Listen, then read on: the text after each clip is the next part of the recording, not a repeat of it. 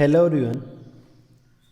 आज के इस वीडियो में हम JEE advance based organic chemistry की डीपीपी नंबर 3 के फर्स्ट 15 क्वेश्चंस को डिस्कस करेंगे।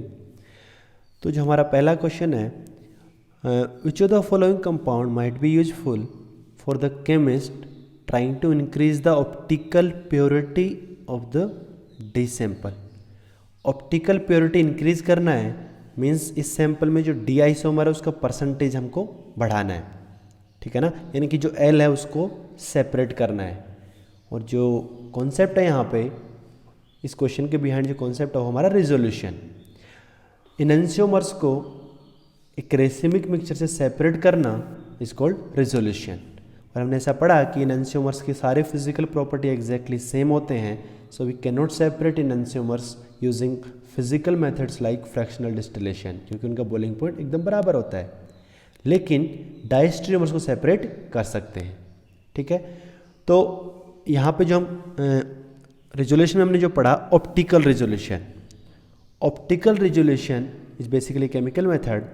क्या करते हैं हम ऑप्टिकल रिजोल्यूशन में इनएंशियोमर्स को यानी कि रेसिमिक मिक्सचर को किसी ऑप्टिकली प्योर कंपाउंड से रिएक्ट कराया जाता है। ऑप्टिकली प्योर का मतलब सिंगल इनएंशियोमर। और उससे क्या होता है, हमारा जो रेसिमिक मिक्सचर है वो कन्वर्ट हो जाता है into a pair of diastereomers. और डायस्टेरियोमर्स की सारी फिजिकल प्रॉपर्टी अलग होती हैं, तो फ्रैक्शनल डिस्टिलेशन लगा के हम उनको सेपरेट कर सकते हैं। और जो डायस्टेरियोमर सेपरेट हुआ उसको ब्रेक करके वापस से ओरिजिनल इनएंशियोमर बना सकते हैं, ठीक है ना। तो जिन लोगों को रिजोल्यूशन का ऑप्टिकल रिजोल्यूशन का आइडिया है वो इस वाले पार्ट को स्किप कर सकते हैं। मैं थोड़ा सा बता दे रहा हूँ यहाँ पे एक एग्जाम्पल।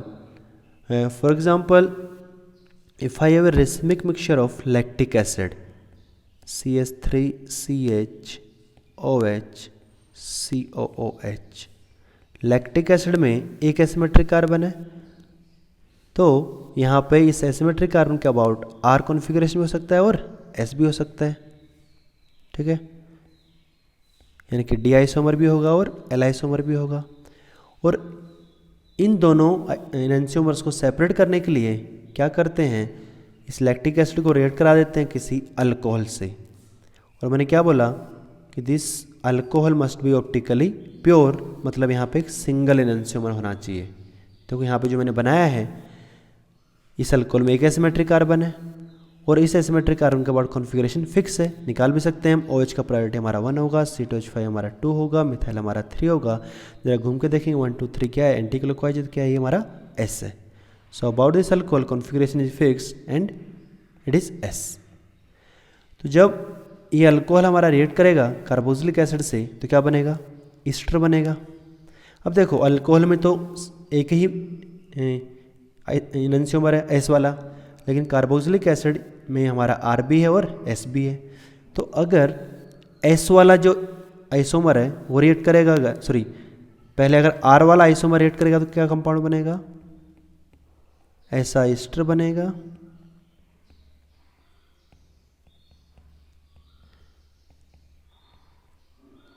और इसमें about this asymmetric carbon in carboxylic acid R isomer rate किया तो कॉन्फ़िगरेशन R रहेगा, और अल्कोहल वाले कार्बन के अबाउट तो फिक्स है, वो तो S ही रहेगा। इसको लिखा मैंने कंपाउंड 1। और क्या पॉसिबिलिटी है कि अल्कोहल से हमारा S वाला आइसोमर रिएक्ट करे, और S वाला आइसोमर रिएक्ट करेगा तो CH3CH OH C double bond O CH3 C2H5H। Again alcohol का जो कार्बन है उसके बाद तो कॉन्फ़िगरेशन फिक्स है S। कार्बोक्सिलिक एसिड का जो कार्बन है वहाँ पे S आइसोमर रेट किया है तो यहाँ पे S रहेगा। इसको मैंने लिखा है कंपाउंड 2। और अगर हम इन दोनों को ध्यान से देखें तो क्या हो रहा है, यहाँ पे कंपाउंड 1 एंड 2 में कुछ एसिमेट्रिक कार्बन के अबाउट कॉन्फ़िगरेशन बदल गया। देखो कार्बोक्सिलिक एसिड वाले कार्बन के अबाउट R से S हो गया, लेकिन अल्कोहल में S का S ही है। क्या रिलेशन इन दोनों में, दे आर डायस्टेरियोमर्स।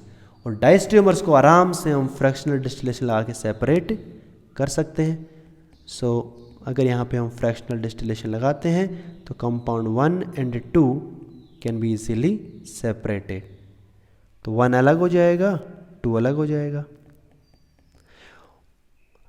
अब हमको वापस से हमारा ओरिजिनल इनैंशियोमर चाहिए, तो क्या करेंगे, जो ईस्टर बना इसको हाइड्रोलाइज कर लेंगे, और हाइड्रोलाइज कर लेंगे तो क्या होगा, it will break into carboxylic acid plus alcohol.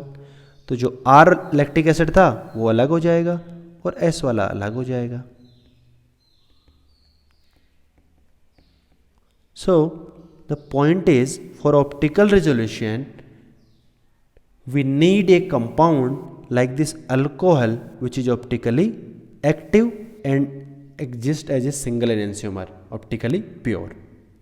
तो इन चार ऑप्शन में से हमको वो वाला ऑप्शन ढूंढना है जो सिंगल एनेंशियोमर हो, ऑप्टिकली एक्टिव हो। तो जरा देखो ऑप्शन ए और डी में तो कोई एसिमेट्रिक कार्बन नहीं है, तो ये हमारा ऑप्टिकल एक्टिव हो ही नहीं सकता। ऑप्शन बी को देखें अगर हम, तो दो एसिमेट्रिक कार्बन है जहाँ मैंने स्टार मार्क किया है, और दो एसिमेट्रिक कार्बन है और डिसिमिलर है, दोनों तरफ जो ग्रुप लगे हैं वो सेम नहीं है, अलग अलग हैं। और अगर डिसिमिलर है तो कोई POS या COS कभी पास नहीं करेगा, means this compound is optically active, और सिंगल एनेंशियोमर है यहाँ पे, तो this can be used in optical resolution. Option C में ध्यान से देखें तो यहाँ पे भी दो एसिमेट्रिक कार्बन है, लेकिन यहाँ पे देखो सिमिलर हैं, जो ग्रुप्स हैं वो सिमिलर हैं। क्या ये कंपाउंड ऑप्टिकली एक्टिव है सी वाला? तो इसको चेक करने के लिए हमको POS और COS देखना पड़ेगा। तो ये जो पर्टिकुलर कॉन्फ़िगरेशन बनाया है यहाँ पे, इसको मैं नीचे ड्रॉ कर रहा हूँ। फिनाइल रिंग को मैंने लिख दिया मान लो PH। राइट वाले कार्बन पे क्या है, फिनाइल प्लेन में है, ऊपर की तरफ पॉइंट कर रहा है, लेफ्ट वाले पे प्लेन में है और नीचे की तरफ पॉइंट कर रहा है।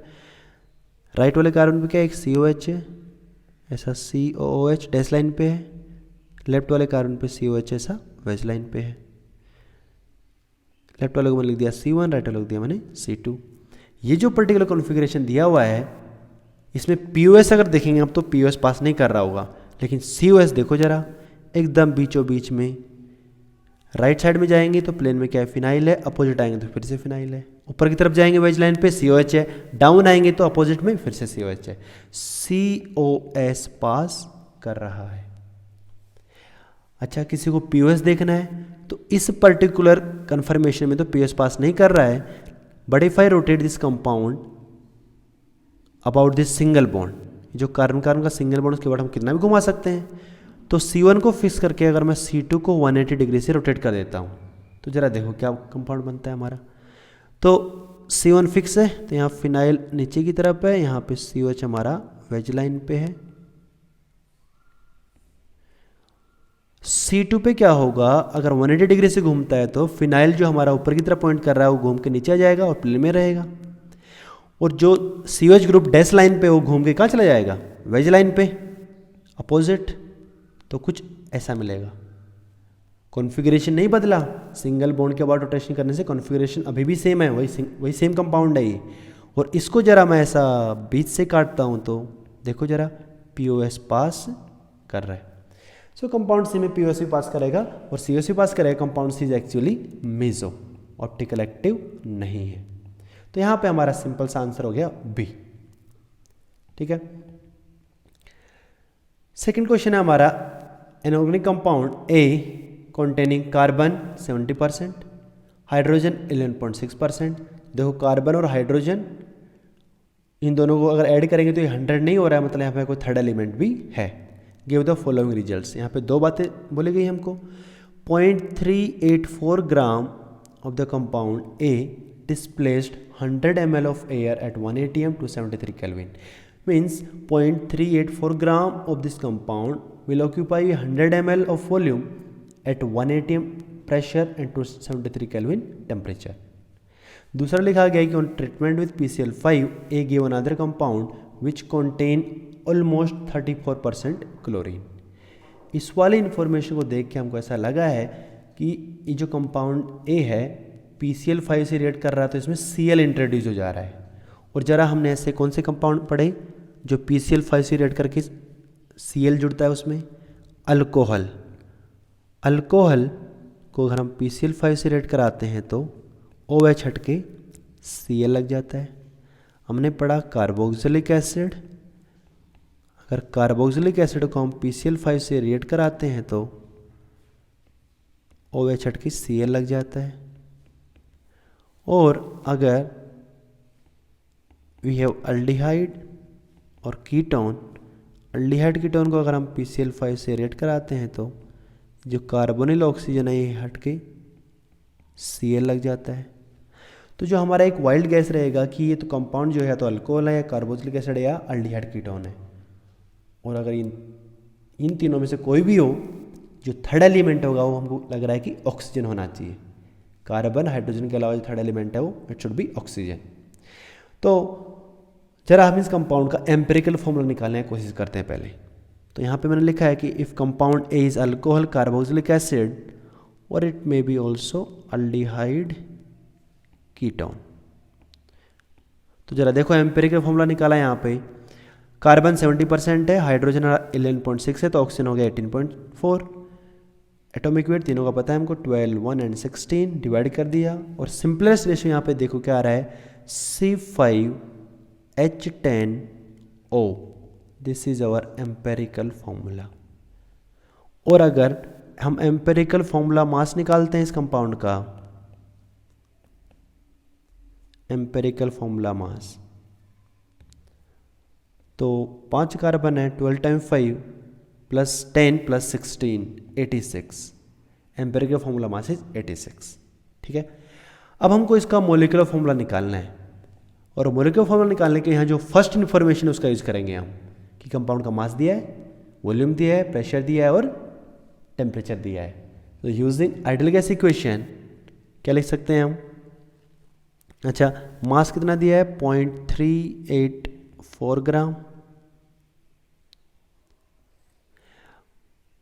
Volume 100 ml means 0.1 litre, pressure दिया है हमको 180 m and temperature is 273 Kelvin. So if I apply ideal gas equation, PV equals to nRT, P into V, n को रख सकते हैं हम given mass upon molar mass into RT। और देखो जरा इस एक्सप्रेशन से अगर हम मोलर मास का फॉर्मूला ड्राइव करें तो क्या आएगा यहाँ पे? Molar mass will be equals to WRT upon PV। देखो जरा हमको मास दिया है W, R universal gas constant, T temperature दिया है, प्रेशर दिया है, वॉल्यूम दिया है। अगर हम इन सब का वैल्यू यहाँ पुट कर दे तो देखो यहाँ पे मैंने कैलकुलेशन किया हुआ है कि molecular weight WRT upon PV कितना आ रहा है, देखो 86 ही आ रहा है। और मोलिकुलर वेट अगर 86 ही आ रहा है दैट मीन्स N इज 1, तो कंपाउंड का हमको मोलिकुलर फॉर्मूला पता चल गया C5H10O। और इसको देख के हमको साफ साफ लग रहा है कि एक ही ऑक्सीजन है यहाँ पे, this can not be carboxylic acid, it is either alcohol और अल्डिहाइड कीटोन। क्योंकि यहाँ पे देखो DU है, 5 कार्बन है, 10 हाइड्रोजन है, तो यहाँ पे 1 DU है। ठीक है, तो अब ये अल्कोहल है कि अल्डिहाइड कीटोन है 5 कार्बन का, इसको देखने के लिए हमको ये सेकेंड इन्फॉर्मेशन इसका यूज़ करेंगे हम कि PCl5 से रिएक्ट करने के बाद इसमें अराउंड 34% क्लोरीन आ जाएगा। तो पहले हमने मान लिया कि let's say compound a is an alcohol. अगर ए अल्कोहल है तो क्या रिएक्शन होगा? C5H10O will react with PCl5, क्या होता है OH हट के Cl लग जाता है, तो एक ऑक्सीजन गायब हो जाएगा, एक हाइड्रोजन गायब हो जाएगा, तो क्या बनेगा C5H9Cl। जरा चेक कर लेते हैं कि जो प्रोडक्ट बना है इसमें क्लोरीन का परसेंटेज कितना है। तो टोटल इसका molecular formula 12 × 5 plus 9 hydrogen plus 35.5 कितना है 104.5, और इसमें एक क्लोरीन है मतलब 35.5। जरा देखो यहाँ पे परसेंटेज जब निकाला हमने क्लोरीन का तो उतना ही आ गया जितना हमारे क्वेश्चन में दिया है 34%। That means this compound is an alcohol with 1 degree of unsaturation, means it is either cyclic alcohol or unsaturated alcohol. It can be cyclic alcohol or unsaturated alcohol containing 5 carbon atoms. जरा देखो option में 5 carbon का हमको alcohol जो दिख रहा है, पहला ऑप्शन क्या है पेंटेनल अल्डिहाइड है, दूसरा हमारा पेंटेनोन, तीसरा हमारा देखो साइक्लोपेंटेनॉल, तो साइक्लिक अल्कोहल है 5 कार्बन का।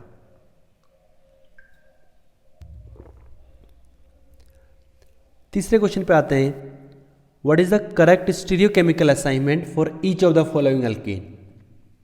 मतलब हमको कैपिटल ई और कैपिटल जेड असाइन करना है। वो जरा याद करेंगे, capital E capital Z they are use to represent stereochemical configuration of geometrical isomers. और ई और जेड असाइन करने के लिए अपन CIP रूल यूज करते थे। CIP रूल से प्रायोरिटी असाइन करते थे, और अगर हायर प्रायोरिटी ग्रुप दोनों सेम साइड है तो कॉन्फ़िगरेशन को Z बोलते थे, और हायर प्रायोरिटी ग्रुप अगर अपोजिट साइड है तो कॉन्फ़िगरेशन E। तो यहाँ पे 4 कंपाउंड दिया हमको, उसका E और Z असाइन करना है, और आपने पक्का से ये क्वेश्चन खुद से कर लिया होगा, लेकिन मैं यहाँ पे फिर से बता दे रहा हूँ जरा। तो पहला वाला कंपाउंड देखो, यहाँ पे मैंने नीचे थोड़ा बड़ा करके बनाया इसको। यहाँ पे 2 कार्बन है, मैं ऐसा मार्क कर देता हूँ इसको, मान लो C1 एंड C2। जो राइट साइड में वो C2 है, लेफ्ट साइड में हमारा C1 है। हमको प्रायोरिटी असाइन करना है। तो C1 पे क्या ग्रुप लगा है, एक क्लोरीन लगा है, और ये जो ऊपर की साइड जो ग्रुप लगा है बेसिकली क्या है, देखो कोई सिंगल ग्रुप तो है नहीं, ये तो रिंग है।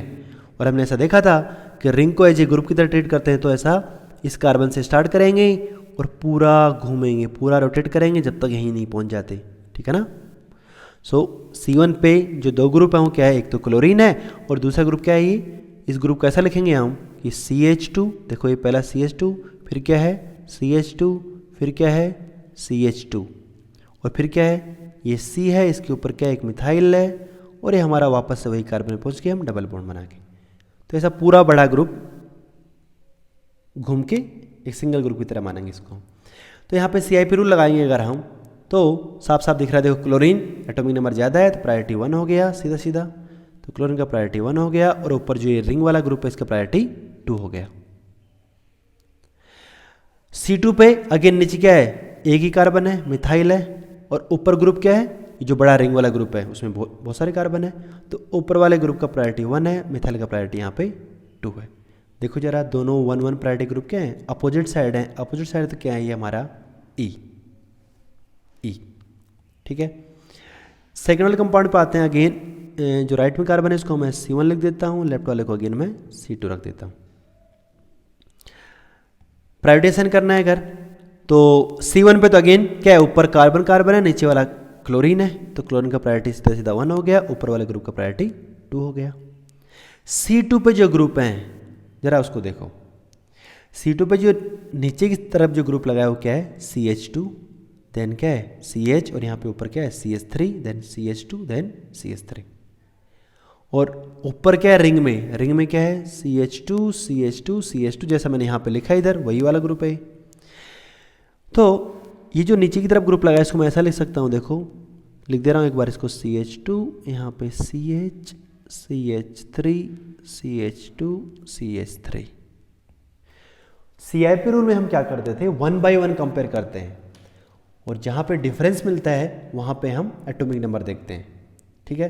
तो 1 by 1 कंपेयर करेंगे तो देखो जरा, जो नीचे ग्रुप है उसमें भी क्या है CH2 पहला एटम पहली पोजीशन पे, और यहाँ क्या रिंग में भी CH2 है, रिंग में अगेन आगे भी CH2 है, लेकिन यहाँ पे देखो क्या है CH है, और यहाँ पे एक एक्स्ट्रा मिथाइल ग्रुप आ गया। और जब 1 by 1 कंपेयर करेंगे तो इस वाले कार्बन पे हमको डिफरेंस मिल जाएगा, और यहाँ पे देखो एक्स्ट्रा कार्बन आ गया, तो जो नीचे वाला ग्रुप है उसका प्रायोरिटी हमारा 1 हो जाएगा, और ऊपर वाले का प्रायोरिटी 2 हो जाएगा। तो नीचे वाला ग्रुप प्रायोरिटी 1 और रिंग वाला जो है प्रायोरिटी 2। देखो जरा 1-1 दोनों क्या है, सेम साइड है, सेम साइड तो क्या है हमारा Z। तीसरे वाले पे आते हैं अगर, तो अगेन यहाँ पे क्या है, वही रिंग है हमारा, राइट लेफ्ट वाला कार्बन C1, राइट वाला C2। प्रायोरिटी असाइन करते हैं अगर, तो C1 पे नीचे देखो मिथाइल है, एक ही कार्बन है, और ऊपर बड़ा रिंग है CH2 ढेर सारे कार्बन है, तो जो रिंग वाला है हमारा प्रायोरिटी 1 है, मिथाइल हमारा प्रायोरिटी 2 है। C2 पे अगर हम ध्यान से देखें तो ये जो नीचे की तरफ ग्रुप लगा है वही वाला है जो हमारा ऑप्शन 2 में था, देखो जरा CH2 CH CH3 CH2 CH3, और इसको हमने प्रायोरिटी असाइन किया था। नीचे वाला ग्रुप हमारा 1 हो जाएगा, रिंग वाला 2 हो जाएगा। क्या हो गया, देखो 1-1 के अपोजिट है तो क्या हो गया E। And fourth one again ये हमारा C1 है, ये C2 है। तो C1 पे नीचे की साइड में अगेन क्या है, मिथाइल है, एक ही कार्बन है, ऊपर रिंग में क्या है ढेर सारे कार्बन है, तो रिंग वाला ग्रुप हमारा प्रायोरिटी 1 हो गया, मिथाइल हमारा प्रायोरिटी 2 हो गया। C2 पे जो ग्रुप लगा है, देखो ये जो नीचे की तरफ ग्रुप लगा है क्या है, it only contain simple straight chain carbon CH2 CH2 CH2, 3 bar CH2 है, और लास्ट में क्या है CH3 है, स्ट्रेट चेन में 4 कार्बन है। लेकिन रिंग में अगर हम ध्यान से देखें तो क्या देखो, ऊपर CH2 है, फिर CH2 है, 2 CH2 हैं, यहाँ पे भी नीचे भी 2 CH2 हैं, और फिर रिंग में अगर आगे बढ़ेंगे तो देखो क्या है, CH है और उसके ऊपर एक मिथाइल है। लेकिन यहाँ पे नीचे वाले ग्रुप में तो CH2 ही है थर्ड पोजीशन पे, यहाँ पे हमको डिफरेंस मिल जाएगा थर्ड पोजीशन पे, यहाँ CH2 है नीचे वाले ग्रुप में, लेकिन रिंग में देखो यहाँ पे एक्स्ट्रा मिथाइल ग्रुप आ गया, और एक्स्ट्रा मिथाइल ग्रुप आ गया तो रिंग वाले ग्रुप का प्रायोरिटी ज़्यादा, नीचे वाले का प्रायोरिटी कम। C1 फर्स्ट प्रायोरिटी ग्रुप दोनों सेम साइड है, तो अगेन क्या हो जाएगा ये Z। तो E और Z कोई बहुत बड़ी बात नहीं है, CIP रूल लगा के हमको प्रायोरिटी असाइन करना है। सेम साइड है अगर हायर प्रायोरिटी ग्रुप तो Z, और अपोजिट साइड है तो E। तो जरा देखिए कौन सा ऑप्शन में दिख रहा है यहाँ पे, 1E 2Z, 1E 2Z, 3E and 4Z। देखो जरा ऑप्शन ए में ही दिख रहा है, so option A is the answer. अगले क्वेश्चन पे आते हैं, हमारा question number 4, order of percentage enol content of this compounds. पहला वाला जो कंपाउंड हमारा साइक्लिक डाइकीटोन है, दूसरा वाला जो हमारा Q acyclic diketone. Compound R and S, this compound contain active methylene group. देखो जरा, 2 विड्रॉइंग ग्रुप के बीच में एक CH2 ग्रुप आ रहा है तो इसको हम बोलते हैं एक्टिव मिथाइलिन ग्रुप। ठीक है, हमको इन चारों का परसेंटेज इनोल कंटेंट अरेंज करना है। तो परसेंटेज इनोल कंटेंट के बारे में मैं थोड़ा बेसिक चीज़ें बता देता हूँ। पहले हमने क्या पढ़ा था कि सिंपल अल्डिहाइड कीटोन्स में, इन simple aldehyde ketones let's say acetone, acetone में अगर हम टोटोमेरिज्म कराएंगे तो क्या होगा, किसी एक साइड से अल्फा कार्बन से H उठा के ऑक्सीजन पे भेज देंगे, ये OH, ये हमारा CH3, ये बन गया इनोल। तो यहाँ पे कोई ऐसा सोच सकता है कि ये जो इनोल है इसमें क्या ऑक्सीजन के पास लोन पेयर है, देखो lone pair, single bond, pi bond, थोड़ा सा रेजोनेंस है यहाँ पे।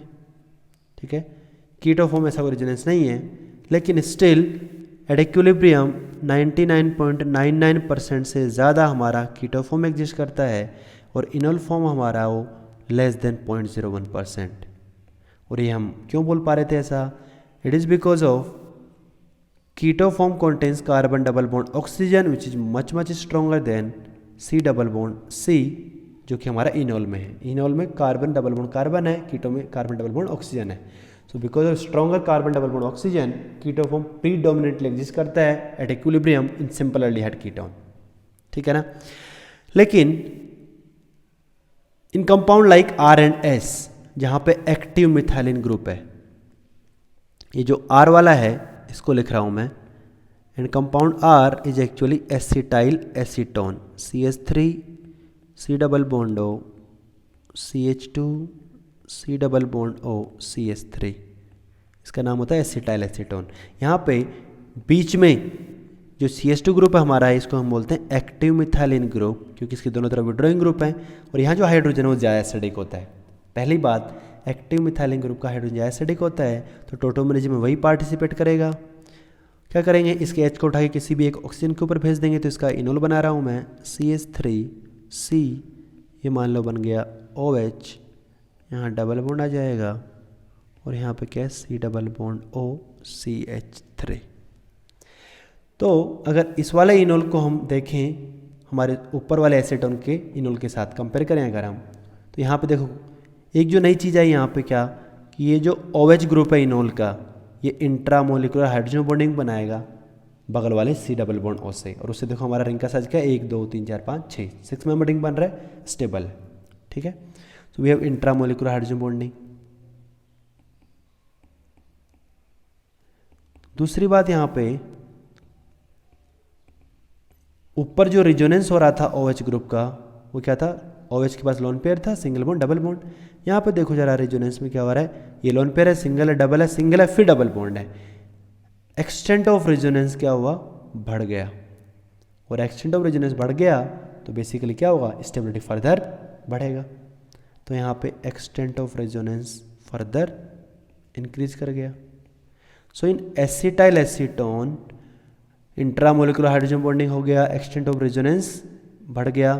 ठीक है ना, ये जो इनोल बनता है काफ़ी स्टेबल बनता है। At equilibrium around 76% enol he exist करता है और कीटो फॉर्म हमारा काफ़ी कम, अराउंड 24%। इनोल का जो परसेंटेज है कीटो को डोमिनेट कर जाता है इनएक्टिव मिथाइलिन ग्रुप अगर दोनों तरफ मिथाइल है। और यहाँ पे अगर हम ध्यान से देखें तो डबल बॉन्ड के अबाउट क्या है, ये जो मिथाइल है वो क्या है 3 अल्फा हाइड्रोजन प्रोवाइड कर रहा है हाइपर कॉन्जुगेशन के लिए। ठीक है, अब देखो कंपाउंड एस में क्या है कि किसी एक मिथाइल को हटा के क्या लगा दिया, फिनाइल, किसी एक तरफ देखो फिनाइल ग्रुप लगा दिया। तो देखो जरा एस वाले में क्या है कि अगर मैं यहां फिनाइल ग्रुप लगा देता हूं, फिनाइल बेंजीन रिंग, ये भी हमारा एक्टिव मिथाइलिन ग्रुप है, इसका मैं टोटोमेरिज्म करा रहा हूं, इसका इनोल बना रहा हूं,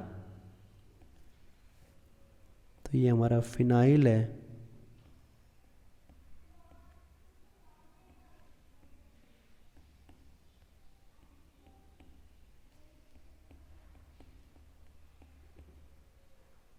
तो ऊपर वाले केस की तरह यहाँ पे भी क्या होगा, इंट्रामोलिकुलर हाइड्रोजन बॉन्डिंग जो कि सेम ही है।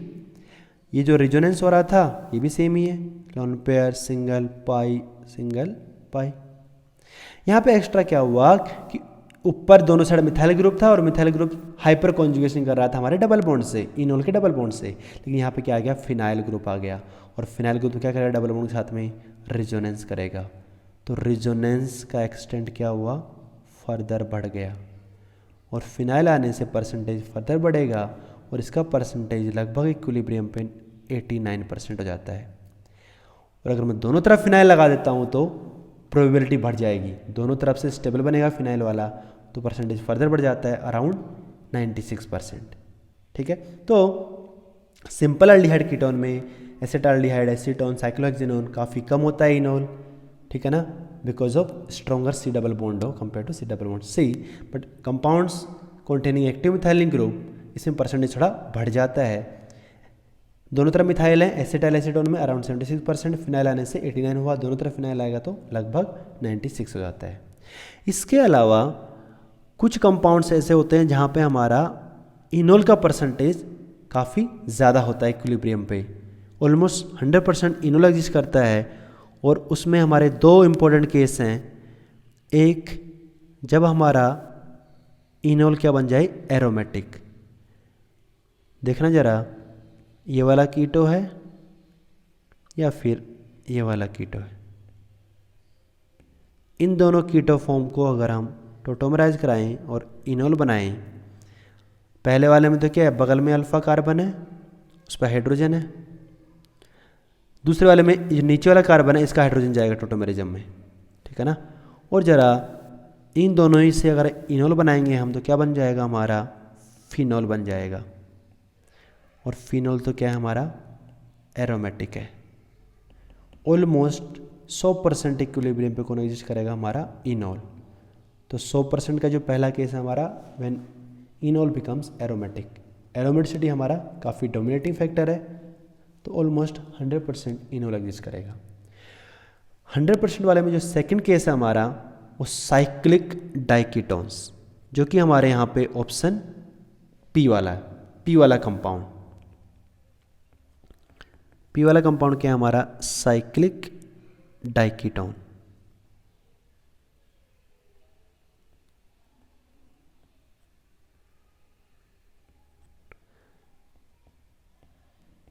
Cyclic diketones.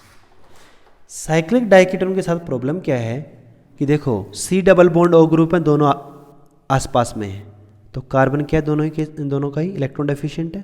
देखो 2 इलेक्ट्रॉन डेफिशिएंट कार्बन आसपास में, रिपल्शन होगा। और दोनों ऑक्सीजन के पास लोन पेयर है और क्या है, इलेक्ट्रॉन रिच है, पार्शियल नेगेटिव है। और ये दोनों भी क्या है, सेम साइड है, क्योंकि ये रिंग का पार्ट है तो घूमना अलाउ नहीं है सिंगल बॉन्ड के अबाउट। तो दोनों ऑक्सीजन क्या है, मजबूरी में है, दोनों को सेम साइड ही रहना पड़ेगा, दोनों इलेक्ट्रॉन रिच हैं, तो इनमें क्या होगा, इलेक्ट्रॉन का क्या होगा, रिपल्शन होगा। तो because of electron repulsion, cyclic diketones are unstable compounds. Cyclic diketone काफ़ी अनस्टेबल होते हैं, ठीक है। अगर यहाँ पे टोटोमेरिज्म कराएं हम तो दोनों साइड से सेम है, किसी भी एक तरफ से क्या करेंगे, अल्फा हाइड्रोजन H को उठा के ऑक्सीजन पे भेज देंगे, OH बना देंगे।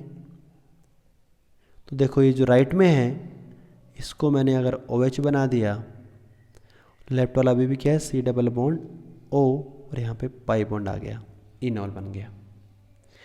देखो हुआ क्या कि टोटोमेरिज्म होने से अब एक ऑक्सीजन तो क्या है OH के डबल बॉन्डों के फॉर्म में, लेकिन दूसरे पे क्या आ गया, H आ गया। पहले दोनों ऑक्सीजन में रिपल्शन था, काफ़ी रिपल्शन था, अनस्टेबल था ये, लेकिन अभी देखो रिपल्शन तो ख़त्म हो गया और इन दोनों में क्या हो गया, अट्रैक्शन हो गया, इंट्रामोलिकुलर हाइड्रोजन बॉन्डिंग हो गया। तो ऊपर वाले केस की तरह यहाँ पे कोई एरोमेटिक तो नहीं हुआ, तो इनोल फॉर्म बहुत ज़्यादा स्टेबल नहीं है यहाँ पे, बट प्रॉब्लम क्या है, कीटो फॉर्म बहुत ज़्यादा अनस्टेबल है बिकॉज ऑफ इलेक्ट्रॉन रिपल्शन। तो वो क्या होगा, जैसे उसको मौका मिलेगा तुरंत तो इनोल में आना चाहेगा, और चूंकि कीटो काफ़ी अनस्टेबल है और इनोल में क्या है, इंट्रामोलिकुलर हाइड्रोजन बॉन्डिंग स्टेबल है, तो अगेन एट इक्विलिब्रियम पे ऑलमोस्ट 100% क्या है, हमारा इनोल ही एग्जिस्ट करता है।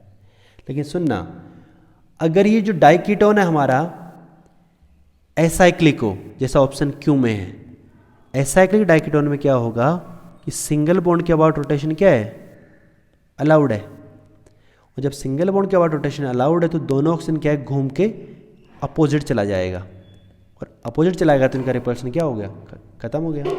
खत्म हो गया तो यहाँ पे साइक्लिक डाइकीटोन एसाइक्लिक डाइकीटोन उतने ज़्यादा अनस्टेबल नहीं होते हैं, और उतने ज़्यादा अनस्टेबल नहीं होते तो इनका जो इनोल है वो इक्विलिब्रियम पे काफ़ी कम होगा, वही जैसा नॉर्मल अल्डिहाइड कीटोन्स में होता है, ट्रेसेस में मिलेगा बहुत कम, ठीक है ना। तो ओपन चेन में हमारा घूमना अलाउड है तो उतना ज़्यादा अनस्टेबल नहीं है, ठीक है ना, नॉट दैट अनस्टेबल। तो जरा हमारे जो चारों कंपाउंड हैं उनको अगर हमको परसेंटेज इनोल में कंटेंट में अरेंज करना है तो हमको साफ साफ दिख रहा है कि P वाला क्या है, 100% वाला केस है, सबसे ज़्यादा होगा। Q वाला normal aldehyde case, simple aldehyde ketone जैसा ही केस है तो उसका सबसे कम होगा। R और S हमारे एक्टिव मिथाइलिन ग्रुप है, इनका क्या है, थोड़ा ज़्यादा होगा, लेकिन R और S में कौन ज़्यादा होगा, S वाला फिनाइल वाला ज़्यादा होगा। तो ज़रा क्या ऑर्डर हो जाएगा, साफ साफ P सबसे ज़्यादा, देन हमारा S वाला, देन हमारा R वाला, Q सबसे कम। ऐसा कौन सा ऑप्शन है हमारा, P S R Q, option B is the answer, ठीक है। नेक्स्ट क्वेश्चन हमारा question number 5, right the total number of benzenoid structural isomer of molecular formula C8H8O which can give Fehling test. तो पहले तो हमारा एक कंपाउंड है, इसको हम लिख लेते हैं, क्या है, C8H8O। जरा इसमें डी निकाल लेते हैं, 8 कार्बन है, 8 दूनी 16 और 2 18 माइनस 8 बटे 2 5 DU है। 5 DU देख के हमको आइडिया लग जाएगा कि इसमें बेंजीन रिंग है, बट हमारे क्वेश्चन में भी साफ साफ लिखा गया है कि हमको बेंजेनोइड ही बनाना है, ठीक है ना। तो this compound contains benzene ring,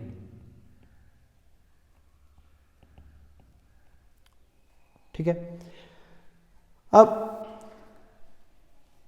जरा बनाते हैं कि बेंजीन रिंग है अगर कंपाउंड में, तो देखो रिंग में क्या हुआ, 6 कार्बन चला गया, 6 कार्बन चला गया, 4 DU चला गया, क्या बचा मेरे पास, 2 कार्बन बचा और 1 ऑक्सीजन बचा, और मेरे पास 1 DU भी बचा अभी, ठीक है ना।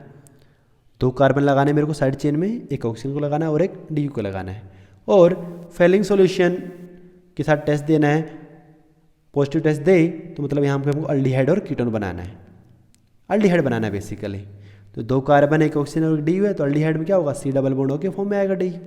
तो यहाँ पे क्या कर सकते हैं हम कि डायरेक्टली हम क्या करते हैं, रिंग वाले कार्बन से अल्डिहाइड को जोड़ देते हैं, C डबल बॉन्ड H। तो अगर 1 कार्बन चला गया, ऑक्सीजन चला गया, DU चला गया, तो 1 कार्बन बचा, और जो बचा हुआ कार्बन क्या मिथाइल के फॉर्म में आएगा। मिथाइल कहाँ कहाँ आ सकता है, यहाँ पे ऑर्थो पे आ सकता है, पैरा पे आ सकता है और मेटा पे आ सकता है। तो यहाँ पे डायरेक्टली CHO जुड़ा हुआ है, मिथाइल ग्रुप हमारा ऑर्थो आ गया, मेटा आ गया और ये पैरा आ गया। तो ये था हमारा जब CHO डायरेक्टली बेंजीन रिंग से जुड़ा हुआ है। एक पॉसिबिलिटी क्या होगा कि CHO को हम डायरेक्टली बेंजीन रिंग से ना जोड़ के पहले ही जो कार्बन है sp3 कार्बन इसको जोड़े और फिर CHO को जोड़े। ज़रा देखो, वही 6 और 2 8 कार्बन है, रिंग में 4, बाहर 1 DU, 5 DU है, 1 ऑक्सीजन है। ठीक है, तो ये टोटल 4 एल्डिहाइड पॉसिबल हैं। कीटोन नहीं बनाया हमने, फेलिंग टेस्ट तो वैसे भी नहीं देता है कीटोन, तो यहाँ पे 4 एल्डिहाइड है। इसमें क्या है ज़रा देखो, पहले 3 जो एल्डिहाइड हमारे एरोमेटिक एल्डिहाइड है, पहले 3 वाले एरोमेटिक एल्डिहाइड है, उसमें क्या है CHO group directly bonded to aromatic ring. लेकिन जो हमारा ये लास्ट वाला है इसमें बेंजीन रिंग तो है but CHO is bonded to sp3 carbon, aliphatic ही बोलेंगे इसको हम, एलिफेटिक एल्डिहाइड है। और हमने ऐसा पढ़ा था Fehling solution Tollens reagent react with all aldehyde, चाहे एलिफेटिक हो चाहे एरोमेटिक हो, but Fehling Benedict and Schiff's reagent they only react with aliphatic aldehyde, aromatic से रिएक्ट नहीं करता है। तो कीटोन से तो वैसे नहीं करेगा, एरोमेटिक एल्डिहाइड से भी नहीं करेगा, सिर्फ एलिफेटिक से करेगा फेलिंग सॉल्यूशन। तो यहाँ पे क्या होगा आंसर, सिर्फ 1। ठीक है ना, फेलिंग सॉल्यूशन एरोमेटिक एल्डिहाइड के साथ पॉजिटिव टेस्ट नहीं देता है। तो हमारा यहाँ पे आंसर एक ही होगा, मतलब ऑप्शन डी।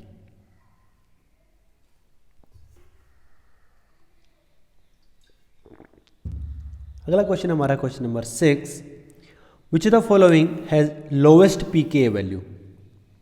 pKa लोवेस्ट मतलब मोस्ट एसिडिक, pKa कम मतलब ज़्यादा एसिडिक, और ज़्यादा एसिडिक मतलब most stable conjugate base. Conjugate base जितना ज़्यादा स्टेबल होता है एसिड हमारा उतना स्ट्रांग होता है, एसिड स्ट्रांग होता है तो उसका pKa कम होगा, Ka ज़्यादा होगा। कॉन्जुगेट बेस हमको सबसे स्टेबल चाहिए। ठीक है, यहाँ पे जो 4 कंपाउंड दिए हैं हमको, ज़रा कॉन्जुगेट बेस बना लेते हैं। जो पहला वाला है हमारा ए ऑप्शन में, उसका कॉन्जुगेट बेस क्या है कि 3 फिनाइल हैं,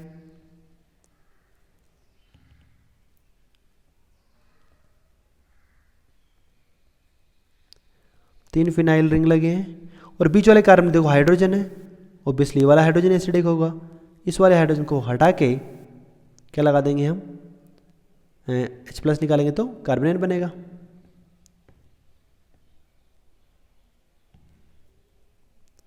तो कार्बन पे ऐसा नेगेटिव है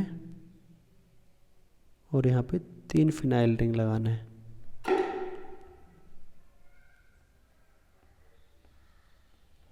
सो यहाँ पे जो हमारा कॉन्जुगेट बेस बना वो क्या है, ट्राइफिनाइल कार्बेनाइन, ट्राइफिनाइल कार्बेनाइन।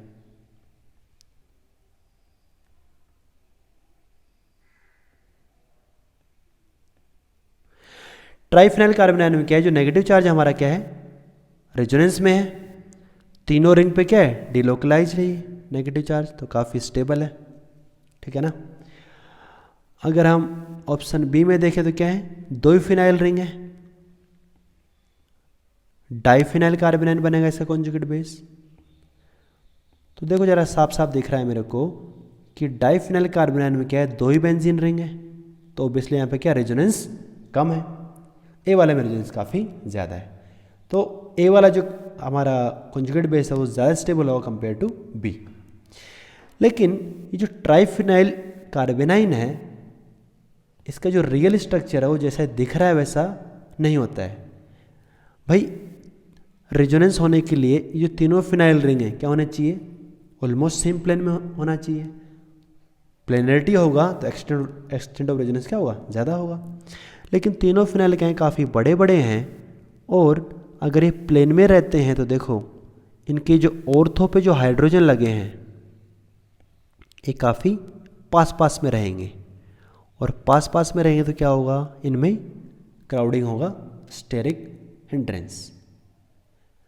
और इस क्राउडिंग की वजह से क्या होगा, तीनों फिनाइल रिंग क्या होंगे, थोड़े थोड़े रोटेट कर जाएंगे, थोड़े थोड़े घूम जाएंगे, पूरी तरह आउट ऑफ प्लेन नहीं जाएगा, बट ये नीचे वाला मान लो थोड़ा सा ऐसा क्लॉकवाइज घूम जाए, ये वाला ऊपर वाला लेफ्ट वाला घूम जाए, राइट वाला घूम जाए, तो थोड़ा थोड़ा तीनों रिंग घूम जाएगा, तो ये हमारा प्रोपेलर शेप गेन कर लेता है, प्रोपेलर।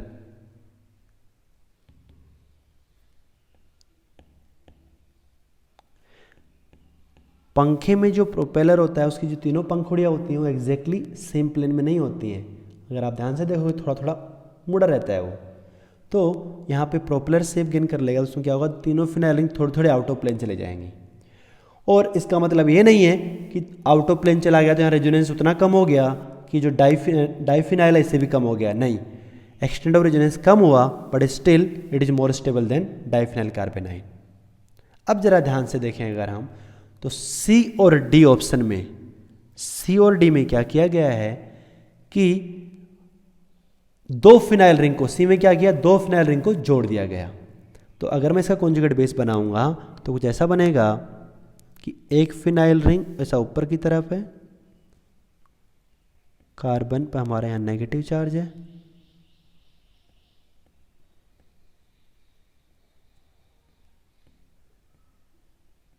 सी ऑप्शन में क्या किया गया है कि इन नीचे वाले दोनों फिनाइल रिंग के H को हटा के यहाँ पे बॉन्ड बना दिया गया।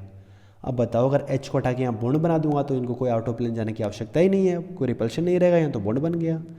तो बताओ C में जो एक्सटेंट ऑफ रेजोनेंस है, C में एक्सटेंट ऑफ रेजोनेंस क्या होगा, फर्दर इंक्रीज करेगा, प्लेनरिटी बढ़ गया मॉलिक्यूल में।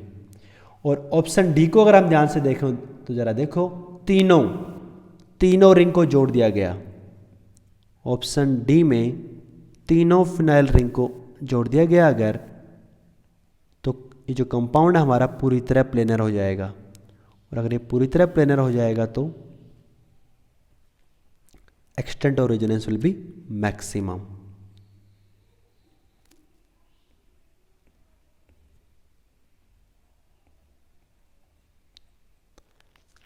ऐसा हमारा कॉन्जुगेट बेस बनेगा। यहाँ पे क्या किया, इन दोनों रिंग को भी जोड़ दिया गया, इन दोनों को भी जोड़ दिया गया, इन दोनों को भी जोड़ दिया गया। ये तो क्या है, पूरी तरह प्लेनर है, और प्लेनर है तो यहाँ पे क्या होगा, मैक्सिमम एक्सटेंट ऑफ रेजोनेंस। तो यहाँ पे बहुत सिंपल सा कॉन्सेप्ट है, जो हमारा ट्राइफिनाइल कार्बेनाइन है वो प्रोपेलर शेप में रहेगा because of repulsion between hydrogens of this phenyl rings. लेकिन अगर हम हाइड्रोजन को हटा के वहाँ पे बॉन्ड बना देते हैं तो प्लेनिटी आ जाएगा मॉलिक्यूल में, एक्सटेंट ऑफ रेजोनेंस बढ़ेगा, स्टेबिलिटी भी बढ़ेगा कार्बेनाइन का। तो जो ऑप्शन डी है उसका जो कॉन्जुगेट बेस है मोस्ट स्टेबल होगा, तो हमारा ही मोस्ट एसिडिक है, इसका पी के मिनिमम होगा, के मैक्सिमम होगा। क्वेश्चन नंबर 7 बहुत सिंपल सा क्वेश्चन है, आईयूपीएसी नेम लिखना है इस कंपाउंड का। तो जरा इस कंपाउंड को हम ध्यान से देखें तो इसमें कोई फंक्शनल ग्रुप नहीं है, अनसैचुरेशन है। तो हमको पहली बात तो पेरेंट चेन डिसाइड करना है। तो ऊपर वाले पेरेंट चेन में अनसैचुरेशन है, नीचे वाले में कोई अनसैचुरेशन नहीं है, तो पेरेंट चेन हमारा ऊपर वाला ही हो गया, पहली बात, ठीक है। अब इसको हमको नंबरिंग करना है। नंबरिंग में क्या करते थे हम, लोवेस्ट लोकेंट रूल। और यहाँ पे किसका लोवेस्ट लोकेंट देखेंगे, फंक्शनल ग्रुप तो है नहीं, तो अनसैचुरेशन का लोकेंट मिनिमाइज करेंगे। तो बताओ जरा, अनसैचुरेशन का लोकेंट 1 कब होगा, तो नंबरिंग ऐसे ऊपर वाले कार्बन से स्टार्ट हो या फिर नीचे वाले से स्टार्ट हो। मान लो अगर मैं नंबरिंग ऊपर वाले से स्टार्ट कर रहा हूँ तो ऐसा C1, ये C2, C3, C4, C5, C6 इस तरह का नंबरिंग होगा। एक और काम कर सकते हैं हम कि नंबरिंग नीचे वाले कार्बन से स्टार्ट करें, तो भी हमारा अनसैचुरेशन क्या आ गया, 1 पे आ गया। देखो ऊपर वाला ये 2, ये 3, ये 4, ये 5 एंड ये वाला 6, ठीक है।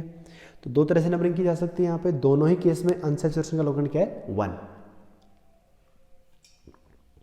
अनसैचुरेशन का लोकेंट 1 है तो हम किसका लोकेंट देखेंगे, सब्स्टिट्यूएंट का लोकेंट देखेंगे। और जरा देखो इस पेरेंट चेन में कौन कौन सब्स्टिट्यूएंट आ रहा है, एक मिथाइल है ऊपर और नीचे एक ही हमारा साइक्लोपेंटाइल ग्रुप है, और इस साइक्लोपेंटाइल में फर्दर ब्रोमीन लगा हुआ है, तो इसका हम इसका नेम लिखने के लिए इसका फर्दर नंबरिंग करना पड़ेगा हमको, ऐसा 1-2, क्या लिखेंगे इसका नाम, 2- ब्रोमो साइक्लोपेंटाइल, ठीक है। तो हमारे दो सब्स्टिट्यूएंट, एक मिथाइल और एक 2- ब्रोमो साइक्लोपेंटाइल। जरा दोनों ही नंबरिंग में लोकेंट देखते हैं। तो ये जो रेड वाला नंबरिंग है उसमें क्या है, 3 लोकेंट है हमारा किसका, 2- ब्रोमो साइक्लोपेंटाइल, इसका लोकेंट हमारा 3 है, और 6 लोकेंट है किसका, मिथाइल का। और ये जो हमारा ब्लू वाला नंबरिंग है इसमें 3 लोकेंट हमारा किसका है, मिथाइल का है, और 6 लोकेंट हमारे इस बड़े वाले ग्रुप का 2' ब्रोमो साइक्लोपेंटाइल। तो यहाँ पे देखो 2 सब्स्टिट्यूएंट है और उनका भी लोकेंट सेम है। देखो 3,6, ऊपर भी 3,6 है, नीचे वाले भी लोकेंट क्या है 3,6। तो अनसैचुरेशन का लोकेंट सेम, सब्स्टिट्यूएंट का लोकेंट सेम। क्या देखेंगे, अल्फाबेटिक ऑर्डर। तो जरा बताओ ब्रोमोसाइक्लोपेंटाइल और मिथाइल कौन आना चाहिए अल्फाबेटिक में, पहले ब्रोमोसाइक्लोपेंटाइल, मतलब 2' ब्रोमोसाइक्लोपेंटाइल को लोकेंट कम मिलना चाहिए, मतलब उसको 3 लोकेंट मिलना चाहिए, मिथाइल को 6 मिलना चाहिए, मतलब ये जो रेड वाला नंबरिंग है हमारा करेक्ट है। और कंपाउंड का नाम लिख देंगे आराम से, क्या हो जाएगा ये 3 पे 2' ब्रोमोसाइक्लोपेंटाइल, 6 पे methyl, and parent chain is cyclohexene. देखो जरा ऐसा कौन सा ऑप्शन है, ऑप्शन ए। तो यूपीएससी नोमेनक्लेचर में बहुत सिंपल सा क्वेश्चन है, आराम से कर सकते हो। अगला क्वेश्चन हमारा question number 8, correct order of basic strength of this compound is. 4 हमारे पास कंपाउंड है ए, बी एंड सी, डी। इन चारों का हमको बेसिक स्ट्रेंथ बताना है। तो देखो जरा क्या है यहाँ पे, कौन सा नाइट्रोजन बेसिक है, पहली बात तो ऑप्शन ए में क्या है, यहाँ पे 2 नाइट्रोजन है, नीचे दोनों के पास लोन पेयर है, ऊपर जो नाइट्रोजन है इसके पास कोई लोन पेयर है नहीं, ये तो पाई बॉन्ड बनाया हुआ है, देखो 4 बॉन्ड बनाया हुआ है। बी वाले में क्या है, नीचे नाइट्रोजन उसके पास लोन पेयर है, सी वाले में भी नीचे नाइट्रोजन में लोन पेयर है, और डी वाले में अगेन 2 नाइट्रोजन है। तो हर एक कंपाउंड में जो बेसिक नाइट्रोजन है वो नीचे वाला है, ठीक है। अब हमको देखना है कि कौन सा मोस्ट बेसिक है। तो जरा ये ऑप्शन सी को मैं यहाँ ड्रॉ कर रहा हूँ। जरा सी में जो कंपाउंड है वो ऐसा है,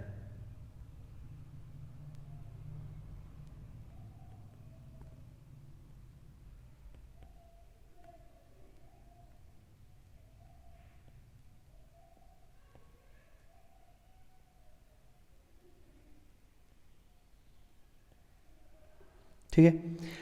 तो और यहाँ पे एक पाई बॉन्ड भी है। तो जरा ध्यान से देखना, ये जो नाइट्रोजन है जिसके ऊपर पॉजिटिव चार्ज है, ये 4 बॉन्ड बनाया हुआ है, और पॉजिटिव चार्ज क्यों है इसके ऊपर, क्योंकि इसने अपना लोन पेयर दिया होगा पाई बॉन्ड बनने में। अगर इस पाई बॉन्ड को वापस से मैं तोड़ देता हूँ नाइट्रोजन की तरफ, इस पाई बॉन्ड को वापस से अगर मैं नाइट्रोजन की तरफ तोड़ देता हूँ तो इसका एक रेजोनेटिंग स्ट्रक्चर बना पाएंगे हम। कैसा बनेगा,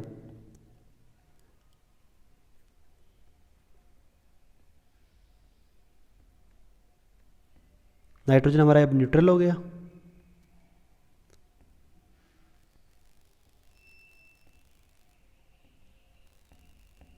और ऊपर वाले कारण क्या आ गया, पॉजिटिव चार्ज आ गया। और यहाँ पे देखो ऑलरेडी क्या है, पाई बॉन्ड है।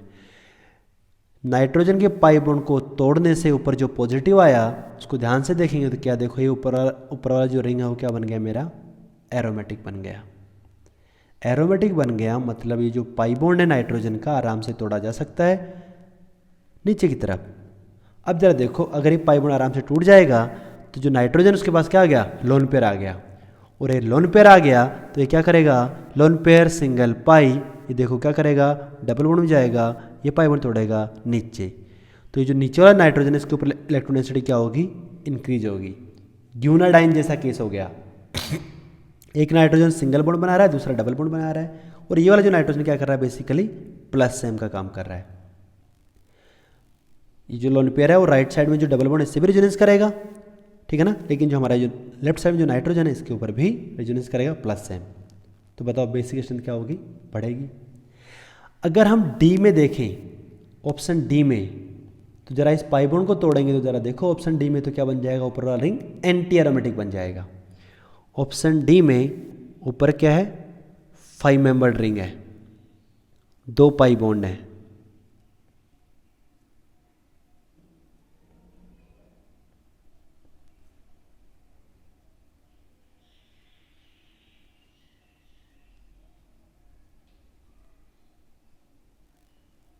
Double bond N, double bond N. मैं क्या कर रहा हूँ, जरा डायरेक्टली मैं इस पाई बॉन्ड को तोड़ देता हूँ, नाइट्रोजन वाला पाई बॉन्ड को अगर मैं ब्रेक कर देता हूँ तो क्या हुआ जरा, ऊपर पॉजिटिव चार्ज आ गया और नाइट्रोजन के पास क्या आ गया, लोन पेयर आ गया, और उससे क्या हुआ, ऊपर वाला रिंग क्या हो गया मेरा, एंटी एरोमेटिक। और अगर ये एंटी एरोमेटिक हो गया मतलब नाइट्रोजन का ये पाई बॉन्ड बिल्कुल भी टूटना नहीं चाहेगा, और बिल्कुल भी नहीं टूटेगा तो ये वाला जो स्ट्रक्चर है वो ऑलमोस्ट नहीं बनेगा, और नहीं बनेगा तो जो नाइट्रोजन है हमारे नीचे वाले उसको कोई प्लस एम नहीं मिलेगा, दिल बी नो प्लस एम, ठीक है ना। तो सी वाला बहुत आराम से टूटेगा तो नाइट्रोजन को प्लस एम मिलेगा, बेसिकेशन बढ़ेगा। डी में बिल्कुल भी नहीं टूटेगा तो बेसिकेशन काफ़ी कम होगा, कोई प्लस एम नहीं मिलेगा। ए और बी में देखिए तो हम ऊपर क्या है, सिंपल 3 मेंबर्ड रिंग है, ना तो एंटी एरोमेटिक ना ही एरोमेटिक, सिंपली वो नॉन एरोमेटिक कार्बोनाइल बनेगा, ठीक है ना। तो मतलब सी वाले बॉन्ड्स का टूटना का टेंडेंसी सबसे ज़्यादा है, डी वाले का बिल्कुल नहीं है, ए और बी का नॉर्मल है, ठीक है ना। ए और बी में क्या है, ऊपर वाला रिंग क्या है, सिंपली 3 मेंबर्ड रिंग है। तो अगर नाइट्रोजन का पाई बॉन्ड को हम तोड़ भी देंगे तो ऊपर क्या है, सिंपल नॉन एरोमेटिक बनेगा।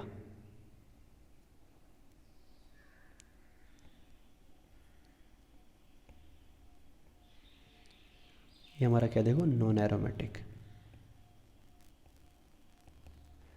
और ये ऑप्शन बनाया मैंने ए। तो इन सब से मेरे को ये पता चल गया कि compound C should be most basic. क्यों? क्योंकि जो नाइट्रोजन है नीचे वाला इसको हमको प्लस एम मिल रहा है, ग्यूनाडाइन जैसा केस हो रहा है, and D is list basic, pi bond बिल्कुल भी नहीं टूटेगा। ए और बी में नाइट्रोजन का पाई बॉन्ड का टूटने का टेंडेंसी है थोड़ा सा, और ये प्लस एम करेगा, ठीक है, यहाँ पे भी थोड़ा प्लस एम कर पाएगा। अब ए और बी में कैसे कंपेयर करेंगे, तो देखो जरा, ए में क्या है कि नाइट्रोजन का जो लोन पेयर है वो दोनों साइड डिवाइड हो जाएगा, दोनों साइड नाइट्रोजन लगे हैं हमारे, ये जो लोन पेयर है वो राइट साइड में भी प्लस एम करेगा, लेफ्ट साइड में भी प्लस एम करेगा, दोनों तरफ डिवाइड हो जाएगा। लेकिन बी वाले ऑप्शन में क्या है, एक ही तरफ नाइट्रोजन है, दूसरी तरफ तो क्या है, कार्बन, डबल बॉन्ड कार्बन है, कार्बन तो उतना अच्छा पाई एक्सेप्टर होता नहीं है, तो मेनली प्लस एम नाइट्रोजन को ही मिलेगा। तो बी वाले में क्या है, नाइट्रोजन को प्लस एम ज़्यादा मिलेगा कंपेयर टू ए। और अगर इन सब बातों को ध्यान में रखते हुए हम देखें तो क्या समझ में आ रहा है कि सी वाला मोस्ट बेसिक, डी वाला लिस्ट बेसिक। ए और बी में क्या देखा हमने, ए और बी में, ए में क्या है, प्लस एम डिवाइड हो गया, तो B is more basic than A. तो करेक्ट बेसिक स्टैंड का ऑर्डर आ गया हमारा C, then B, then A and D. तो कौन सा ऑप्शन है ऐसा, C, B, A and D, option B. अगला क्वेश्चन हमारा क्वेश्चन नंबर 9, ये काफ़ी इंपॉर्टेंट है। Which of the following compounds has gauche form more stable than anti form, किसमें हमारा गाउच फॉर्म ज़्यादा स्टेबल हो कंपेयर टू एंटी फॉर्म। तो देखना जरा, इन सिंपल कंपाउंड्स लाइक ये जो हमारा ऑप्शन सी है, Br CH2 CH2 Br, तो जरा कन्फर्मेशन एनालिसिस में गाउच और एंटी जो हमारा आया था वो ब्यूटेन, एन ब्यूटेन का जब हमने कन्फर्मेशन एनालिसिस किया था तो वहाँ पे गाउच और एंटी फॉर्म बना था, और हमने वहाँ पढ़ा था कि एंटी फॉर्म नॉर्मली ज़्यादा स्टेबल होता है कंपेयर टू गाउच फॉर्म, क्योंकि गाउच में क्या होता है, थोड़ा सा स्टेरिक हिंड्रेंस होता है जो एडजेसेंट ग्रुप होते हैं उनके बीच में। तो एन ब्यूटेन में, और जैसा ये ऑप्शन सी है, यहाँ पे अगर हम बनाएं ऑप्शन सी में देखो क्या है, बीच में 2 कार्बन है, C1 एंड C2। मान लेते हैं कि C1 हमारा फ्रंट कार्बन है, फ्रंट कार्बन में क्या है, एक Br है और 2 क्या है, हाइड्रोजन है, फ्रंट कार्बन हो गया ये। बैक कार्बन पे हमारा वही फिर से एक Br और 2 हाइड्रोजन। एंटी में क्या होगा, Br अपोजिट, तो ये वाला H इधर और यहाँ पे एक इधर, ये हमारा क्या है, एंटी फॉर्म। गाउच में क्या होगा कि दोनों Br क्या रहेंगे, एडजेसेंट कार्बन पे। तो अगेन यहाँ पे बना रहा हूँ मैं गाउच,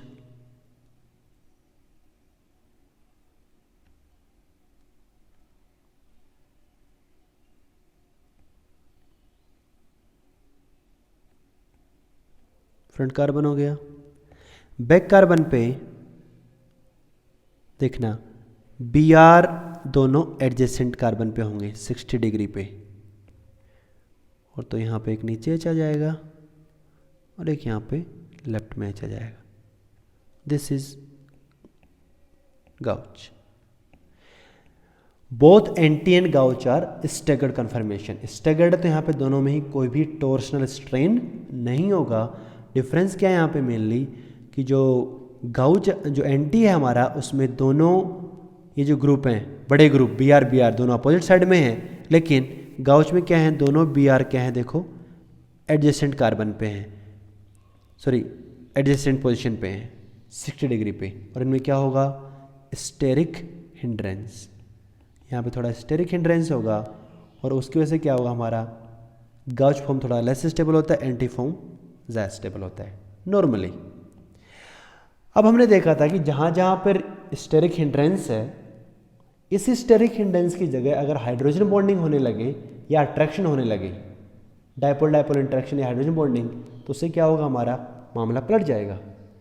स्टेरिक हिंड्रेंस से वो डिस्टेबलाइज हो रहा था, लेकिन अगर अट्रैक्शन हो गया तो वो स्टेबलाइज होगा। ठीक है ना। तो जरा ये देखें हम option A and B.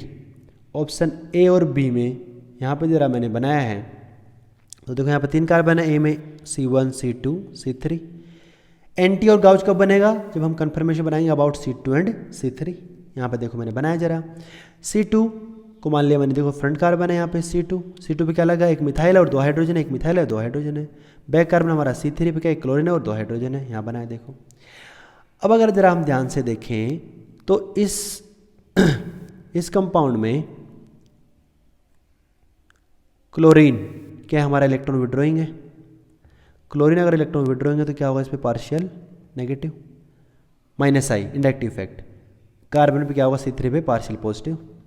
C3 से पार्शियल पॉजिटिव क्या, थोड़ा C2 पे जाएगा और थोड़ा C1 पे जाएगा, delta delta delta positive.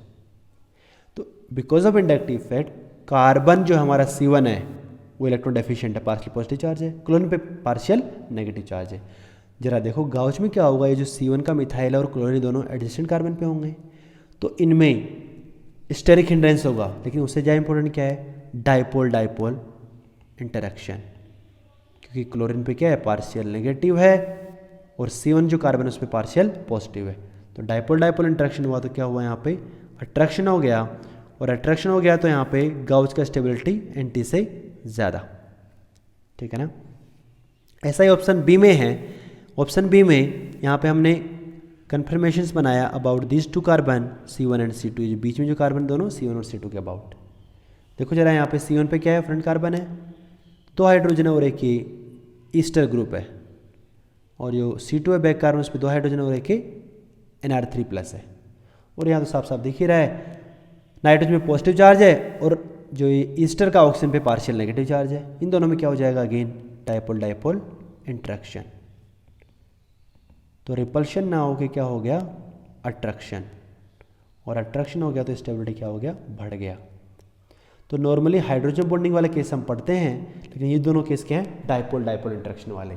Gauche में अगर हाइड्रोजन बॉन्डिंग हो जाता है तो गाउच का स्टेबिलिटी एंटी से ज़्यादा होती है, लेकिन अगर डायपोल डायपोल इंट्रैक्शन है तो भी गाउच का स्टेबिलिटी एंटी से ज़्यादा। तो देखो ए में और बी में gauche is more stable than anti, C में anti is more stable than gauche. Option D is very important. Option D और बी सी को हम ध्यान से देखें तो सी में क्या है, बी आर है, डी में क्या हुआ, बस केवल बी आर की जगह क्या आ गया, एफ। फ्लोरीन के बारे में जो हमको पता होना चाहिए हमेशा, बाकी हेलोजन क्लोरीन ब्रोमीन आयोडीन से काफ़ी छोटा होता है, ज़्यादा इलेक्ट्रोनेगेटिव होता है। ठीक है ना। तो अगर यहाँ पे क्लोरीन और ब्रोमीन होता जैसा ऑप्शन सी में है, तो गाउच में क्या होता, दोनों बड़े ग्रुप के बीच में रिपल्शन, और उसी वजह से हमारा एंटीफॉर्म ज़्यादा स्टेबल है। लेकिन ज़रा देखो फ्लोरीन आने से जरा यहाँ पे लिख रहे हैं ऑप्शन डी। ऑप्शन डी में क्या है, फ्लोरीन है CH2F। अब यहाँ पे भी कोई सोच सकता है, देखो जरा यहाँ पे मैंने यहाँ पे गाउच बनाया है, यहाँ पे कोई बोलेगा कि हाँ दोनों फ्लोरीन क्या है, ऐसे पास पास में है गाउच में, है ना। तो यहाँ पे क्या है, रिपल्शन होगा, जस्ट लाइक ब्रोमीन के केस में हुआ था। और एंटी में क्या है कि दोनों फ्लोरीन क्या हैं, अपोजिट हैं, कोई रिपल्शन नहीं है। तो यहाँ पे नॉर्मली लोग ऐसा ही सोच लेंगे जैसा हमने ऑप्शन सी में सोचा ब्रोमीन के केस में कि गाउच थोड़ा लेस स्टेबल, एंटी थोड़ा ज़्यादा स्टेबल, लेकिन ऐसा नहीं होता है। यहाँ पे एक बहुत इंपॉर्टेंट फिनोमेनन होती है, उसको बोलते हैं गाउच इफेक्ट। गाउच इफेक्ट क्या होता है ज़रा देखें। यहाँ पे मैंने न्यूमेन बनाया गाउच का और इसी का फिर मैंने यहाँ सोर्स बनाया राइट हैंड साइड में। तो ज़रा एक बात जो हमको पता होना चाहिए कि फ्लोरीन ज़्यादा इलेक्ट्रोनेगेटिव है, तो क्या होगा, ये जो हाइब्रिड ऑर्बिटल है इसके इलेक्ट्रॉन्स को काफ़ी ज़्यादा अपनी तरफ खींच के रखेगा, और फ्लोरीन के ऊपर क्या होगा, पार्शियल नेगेटिव, और कार्बन क्या होगा, पार्शियल पॉजिटिव। तो पहली बात फ्लोरीन के बारे में, ये छोटा होता है, तो जो हम यहाँ पे सोच रहे हैं कि दोनों फ्लोरीन पास पास में है तो क्राउडिंग करेंगे, तो बहुत ज़्यादा क्राउडिंग नहीं होगी क्योंकि फ्लोरीन काफ़ी छोटा है। दूसरी इंपॉर्टेंट बात क्या है, फ्लोरीन ज़्यादा इलेक्ट्रोनेगेटिव है, विड्रॉइंग है, उससे क्या होगा, हमारा इस हाइब्रिड ऑर्बिटल में परसेंटेज पी कैरेक्टर काफ़ी बढ़ जाएगा, ठीक है ना। और ज़रा ध्यान से देखो, फ्लोरीन ने इलेक्ट्रोनिसिटी अपनी तरफ खींचा तो क्या बन गया, ऑलमोस्ट पी ऑर्बिटल जैसा बन गया, और कार्बन क्या हो गया, इलेक्ट्रॉन डेफिशिएंट हो गया।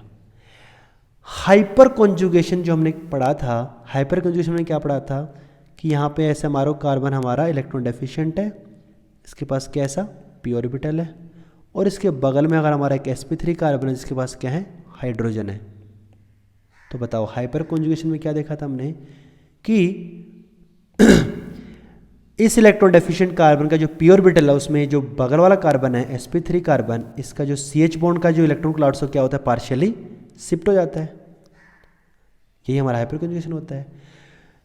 यहाँ पे भी गाउच इफेक्ट में भी हाइपर कॉन्जुगेशन जैसा कुछ सिमिलर चीज होगा। देखो जरा, ये जो CF बॉन्ड है इसके पैरेलली, ये जो बगल में sp3 कार्बन है इसके पैरेलली यहाँ पे क्या है, CH बॉन्ड है।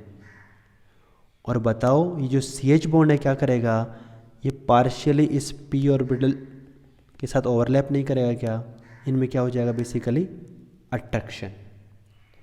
Just like in hyper conjugation कि जो कार्बोकेटाइन था इसके पास p ऑर्बिटल था, बगल में CH बॉन्ड था, इसके पैरेलल था, और इसके इलेक्ट्रॉन क्लाउड्स पार्शियल इसकी तरफ शिफ्ट हो गए, तो क्या हुआ, बेसिकली अट्रैक्शन हो गया। अब जरा देखना, अगर ये एंटी बनाए हम, दोनों फ्लोरीन एक दूसरे के एंटी हैं, दोनों फ्लोरीन अगर एंटी हैं तो यहाँ पे जरा देखो, ये जो CF बॉन्ड है पहले वाले कार्बन पे इलेक्ट्रोनिसिटी अपनी तरफ खींचेगा फ्लोरीन, उससे हमारा कार्बन इलेक्ट्रॉन डेफिशिएंट हो गया, और क्या हो गया, ये ऑलमोस्ट पी ऑर्बिटल बन गया।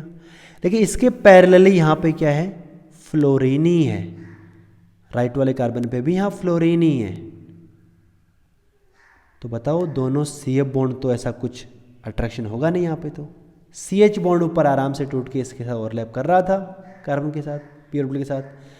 लेकिन एंटी में क्या होगा, दोनों फ्लोरीन ही आपस में पैरेलल है, तो इनमें ऐसा कोई फिनोमेनन नहीं होगा।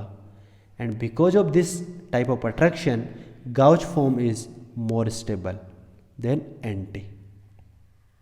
Gauge form is more stable than anti, and this phenomenon is called Gauch effect.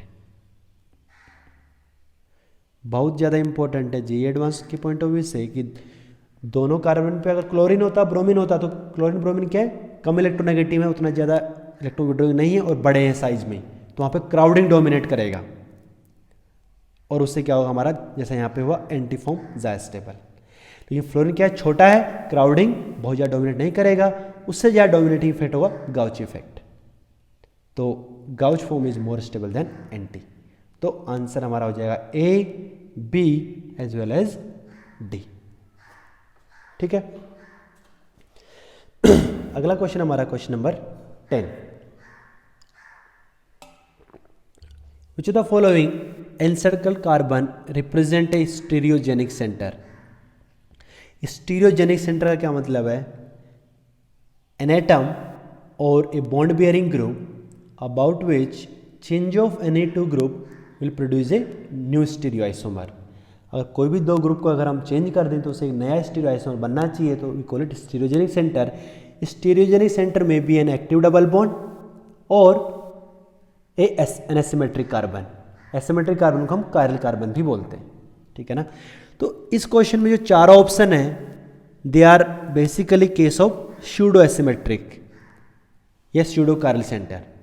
जरा देखो ऑप्शन ए को मैंने यहाँ पे नीचे बनाया है फिर से। तो जो एनसर्कल कार्बन है इसके ऊपर ग्रुप क्या क्या लगे हैं, एक देखो OH ग्रुप लगा है राइट में, एक लेफ्ट में क्या है H है। ऊपर और नीचे दो बड़े बड़े ग्रुप लगे हैं और इन दोनों को हम ध्यान से देखें तो structurally these groups are same, COOH COH COOH COH। Structurally both groups are same but stereochemically they may be same और दे मे बी डिफरेंट, ठीक है ना। इस पर्टिकुलर कॉन्फ़िगरेशन में जो ऑप्शन ए है उसमें अगर हमको देखना है तो बताओ जरा, जो ऊपर वाला कार्बन है, ऊपर जो ग्रुप लगा है बड़ा, उस पर जो कार्बन है उस पर हम कॉन्फ़िगरेशन निकालते हैं। कैसे निकालेंगे? OH हमारा प्रायोरिटी 1 है, COH की प्रायोरिटी 2 है, जो नीचे ग्रुप है उसका 3 है, हाइड्रोजन का 4 है।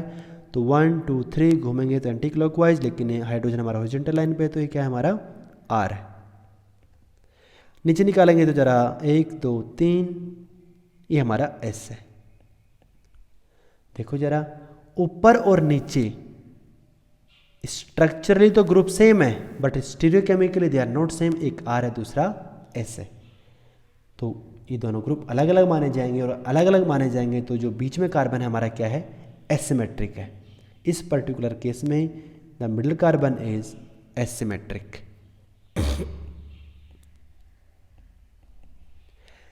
इसको देखने का एक और सिंपल तरीका क्या हो सकता है कि भाई हम RS ना निकाल के सिंपली क्या देखें हम कि इस कंपाउंड को अगर मैं ये जो एनसर्कल्ड कार्बन है इसी के अबाउट ऐसा बीच से काट देता हूँ, अगर यहाँ जो मैंने जो ग्रीन लाइन ड्रॉ की है यहाँ से अगर मैं POS पास कराऊँ इसमें POS, तो ज़रा देखो ये जो बीच वाला कार्बन है इसका तो सारे ग्रुप प्लेन में आ गया, HOH कार्बन। ऊपर और नीचे देखो जरा मिरर इमेज दिख रहे हैं, तो यहाँ POS पास कर रहा है। और अगर POS पास कर रहा है तो हमको पता है कि ऊपर अगर R है, POS में क्या है, मिरर इमेज में क्या होता है RS बन जाता है, S हमारा R बन जाता है। तो ऊपर अगर R है तो नीचे S है, ऊपर S तो नीचे पक्का R है, मतलब दोनों ग्रुप के अलग अलग हैं। तो POS पास कर रहा है, this compound is basically meso, पहली बात। और यहाँ पे जो मिडिल कार्बन है वो एसिमेट्रिक है, मतलब अगर मिडिल कार्बन के अबाउट में दो ग्रुप को एक्सचेंज कर देता हूँ, मान लो OH और H को एक्सचेंज कर दो, OH को राइट से उठा के लेफ्ट में ले आओ और H को लेफ्ट से राइट में ले जाओ, और उससे देखो क्या बन जाएगा हमारा, ये ऑप्शन बी बन जाएगा। देखो जरा ऑप्शन बी में जो कंपाउंड बनाया मैंने वो वही है, जो एनसर्कल कार्बन है इसमें दोनों ग्रुप को एक्सचेंज कर दिया गया, ऊपर नीचे ग्रुप वही है। ऊपर वाला फिर से क्या है R है, नीचे वाला फिर से क्या है S है, चार ग्रुप अलग अलग हैं। देखो A and B they are stereo isomers, ठीक है। And this carbon is called pseudo asymmetric. A वाले में क्या है हमारा सिमेट्रिक है, बी वाले में भी ए वाले में एसिमेट्रिक है, बी वाले में भी एसिमेट्रिक है। ऑप्शन सी में अगर हम ध्यान से देखें तो क्या हुआ, जरा सी में देखो जरा बीच वाला जो कार्बन है ये आंसर कर ले, तो ऊपर वाला ग्रुप है वो ए और बी जैसा ही है, मतलब वो आ रही है। देखो जरा, लेकिन नीचे वाला ग्रुप में देखो क्या हुआ, OH और H को पलट दिया गया। ए और बी में क्या था, ये S था, अगर OH और H को पलट गया तो ये क्या हो गया, R हो गया। मतलब यहाँ पे दोनों ग्रुप क्या है, RR है, और दोनों ग्रुप RR है, तो ये जो बीच वाला कार्बन है वो हमारा अब एसिमेट्रिक नहीं है, क्या है वो एक्चुअली में सिमेट्रिक है यहाँ पे।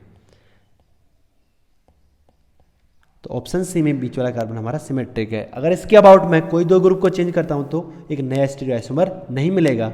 यहाँ पे मैंने वही करके देखा है कि जो बीच वाला कार्बन इसके अबाउट OH और H को अगर मैं एक्सचेंज कर देता हूँ तो जो बनेगा वो आइडेंटिकल ही बनेगा, वो सेम नहीं बनेगा। That's why we called this carbon pseudo asymmetric या स्यूडो कायरल, कि किसी पर्टिकुलर कंपाउंड में वो सिमेट्रिक है लेकिन दूसरे में एसिमेट्रिक है, स्यूडो एसिमेट्रिक, ठीक है ना। तो ए में और बी में हमारा कार्बन एसिमेट्रिक है, सी में सिमेट्रिक है। डी में, ऑप्शन डी को भी ध्यान से देखो जरा, ये जो कार्बन है उसके ऊपर क्या एक क्लोरीन है, एक हाइड्रोजन है, राइट साइड में और लेफ्ट साइड में जो ग्रुप लगे हैं दोनों क्या हैं, सेम है, स्ट्रक्चरली सेम है। स्टीरियोकेमिकली दोनों को देखना है मेरे को तो या तो हम RS निकाल सकते हैं या फिर जैसे मैंने अभी बताया कि यहाँ बीच में से काट के अगर हम एक POS पास कराते हैं तो देखो ज़रा यहाँ पे POS पास कर रहा है और POS पास कर रहा है तो पक्की बात है कि एक साइड में अगर R है तो दूसरा वाला पक्का S होगा, एक S है दूसरा R होगा। अगर एक S है और दूसरा R है तो पक्की बात है कि क्या है, दोनों ग्रुप अलग हैं तो ये कार्बन क्या है मेरा एसिमेट्रिक है। तो D वाले में भी क्या है हमारा कार्बन एसिमेट्रिक होगा।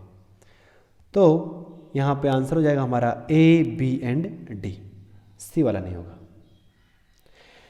अगला क्वेश्चन हमारा question number 11, which of the following statement is are correct regarding azulene. Azulene के बारे में यहाँ कुछ बातें लिखी हैं, हमको बताना है हम कौन सा स्टेटमेंट करेक्ट है। अज़ुलिन क्या एक 7 मेंबर रिंग होता है और एक हमारा ये 5 मेंबर रिंग है। टोटल नंबर ऑफ कार्बन कितने जरा देखेंगे तो C1, C2, C3, C4, C5, C6, 7, 8, 9, 10। Total अज़ुलिन में हमारे 10 कार्बन है। कितना डी दिख रहा है, 2 रिंग है और 3 और 2 5 पाई बॉन्ड है। 5 पाई बॉन्ड 2 रिंग, डी कितना है 7 डी है, टोटल 10 कार्बन है। ठीक है। Option A, azulene is an isomer of naphthalene. यहां पर देखो जरा मैंने नेप्थलीन ड्रॉ किया है, 2 बेंजीन को जोड़ने से बनता है ऐसा नेप्थलीन। नेप्थलीन में भी देखो जरा कितने कार्बन है, C1, C2, C3, C4, C5, C6, C7, C8, C9, C10, वही 10 कार्बन है। डी कितना है, 3 और 2 5 पाई बॉन्ड दिख रहा है, 2 रिंग दिख रहा है, अगेन 7 डी है। तो बताओ जरा नंबर ऑफ कार्बन बराबर है, डी बराबर है, तो नंबर ऑफ हाइड्रोजन अपने आप बराबर हो जाएगा। अपने आप बराबर हो गया तो मतलब अज़ुलिन हमारा नेप्थलीन का क्या है, आइसोमर है। पहली बात तो क्या लिखा है, azulene is isomer of naphthalene and is blue in colour. ये हमारा एक इन्फॉर्मेशन है जो कि हमको ऐसा पता नहीं हो सकता, लेकिन हाँ करेक्ट है, ब्लू कलर का होता है। तो option A is correct. Option B, azulene has very high dipole moment while naphthalene has dipole moment 0। Dipole moment देखने के लिए अपन को रेजोनेंस कराना पड़ेगा, रेजोनेटिंग स्ट्रक्चर ड्रॉ करनी है। तो देखो जरा पहले हम नेप्थलीन को ले लेते हैं। नेप्थलीन में क्या है, 2 रिंग है और यहाँ पे ऐसे पाई बॉन्ड बना देंगे, पाई सिंगल पाई, पाई सिंगल पाई, पाई। तो नेप्थलीन में रेजोनेंस कराने के लिए देखो नेप्थलीन के 3 रेजोनेटिंग स्ट्रक्चर बनेंगे। यहाँ पे जो मैंने स्ट्रक्चर बनाया इसमें देखो जरा, राइट वाला रिंग और लेफ्ट वाला रिंग दोनों में क्या है, दोनों में हमारा 6 पाई इलेक्ट्रॉन्स हैं, एरोमेटिक है। देखो पाई, यहाँ देखो पाई है, सिंगल बॉन्ड है, फिर पाई है, सिंगल है, पाई है। राइट वाले रिंग में भी कॉन्जुगेशन है, लेफ्ट वाले में भी 6 पाई इलेक्ट्रॉन्स हैं। ठीक है। तो यहाँ पे रेजोनेंस कैसे कराएंगे, एक बार क्या करते हैं, जो लेफ्ट वाले रिंग है इसके पाई बॉन्ड्स को घुमा देते हैं, एक एक पोजीशन घुमा देते हैं, और जो राइट में रिंग हमारे उसके पाई बॉन्ड को फिक्स रखते हैं। तो कैसा स्ट्रक्चर बनेगा हमारा, ये जो पाई बॉन्ड घूम के यहाँ गया, यहाँ गया, यहाँ गया, और राइट वाले रिंग पाई बॉन्ड क्या फिक्स है। एक बार क्या करेंगे, राइट वाले के पाई बॉन्ड को रोटेट कर देंगे, लेफ्ट वाले के पाई बॉन्ड को फिक्स रखेंगे। राइट में जो लेफ्ट में पाई बॉन्ड फिक्स है, राइट में घुमा दिया, तो ऐसा बन गया। तो ऐसे 3 रिजोनेटिंग स्ट्रक्चर्स पॉसिबल हैं नेप्थलीन के। तुम कोई और बना के देखो, इन तीनों से ही मैच कर जाएगा। यही 3 रिजोनेटिंग स्ट्रक्चर हो सकता है नेप्थलीन के। अब सुनना, इन तीनों में ध्यान से देखें तो क्या है, all 3 are non polar, all resonating structures are non polar. तो जो रिजोनेंस हाइब्रिड होगा वो भी क्या होगा, 100% नॉन पोलर होगा। अज़ुलिन नेप्थलीन में कोई सोच रहा है कि ऐसा भाई पाई बॉन्ड ब्रेक कर देते हैं, पोलर स्ट्रक्चर बनाने की कोशिश करेंगे। अगर मान लो क्या करें हम कि जो बीच में पाई बॉन्ड है, दोनों रिंग के बीच में जो कॉमन पाई बॉन्ड है इसको तोड़ दें अगर हम, तो एक तरफ पॉजिटिव एक तरफ नेगेटिव। कोई बोलेगा कि ऐसा स्ट्रक्चर बना लेते हैं, ये तो क्या है पोलर है। बट इसी वाले स्ट्रक्चर को हम ध्यान से देखें तो क्या हुआ, यहाँ पे एक पाई बॉन्ड कम हो गया, चार्ज आ गया, पॉजिटिव नेगेटिव, चार्ज सेपरेशन आ गया। This type of structure are highly unstable, इतने ज़्यादा अनस्टेबल हैं कि इनका कॉन्ट्रीब्यूशन क्या होता है, लगभग 0। ठीक है ना। So this type of resonance is not allowed. Means naphthalene के सारे स्ट्रक्चर क्या होंगे, नॉन पोलर। तो overall molecule is also non polar. अगर हम अजूलिन को देखें ध्यान से, अजूलिन में रेजोनेंस करा रहा हूँ मैं। अजूलिन में क्या है, एक 6 मेंबर रिंग है, एक 7 मेंबर रिंग है और एक 5 मेंबर रिंग है।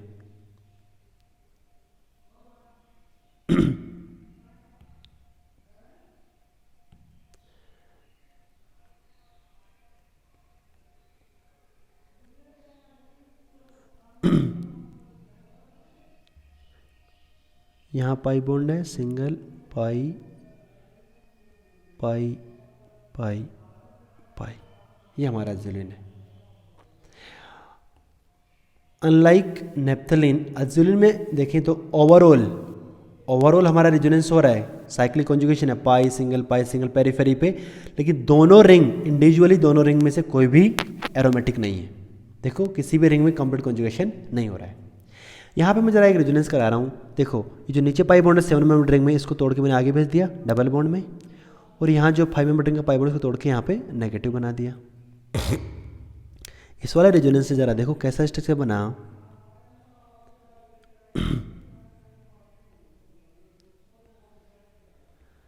फाइव मेंबर रिंग में यहाँ पे नेगेटिव आ गया, यहाँ पे एक पाई बॉन्ड था, यहाँ दोनों के बीच में पाई बॉन्ड आ गया, यहाँ एक 7 मेंबर रिंग में यहाँ पॉजिटिव आ गया, यहाँ पाई बॉन्ड आ गया, पाई बॉन्ड प्लस ही था, यहाँ पे पाई बॉन्ड था।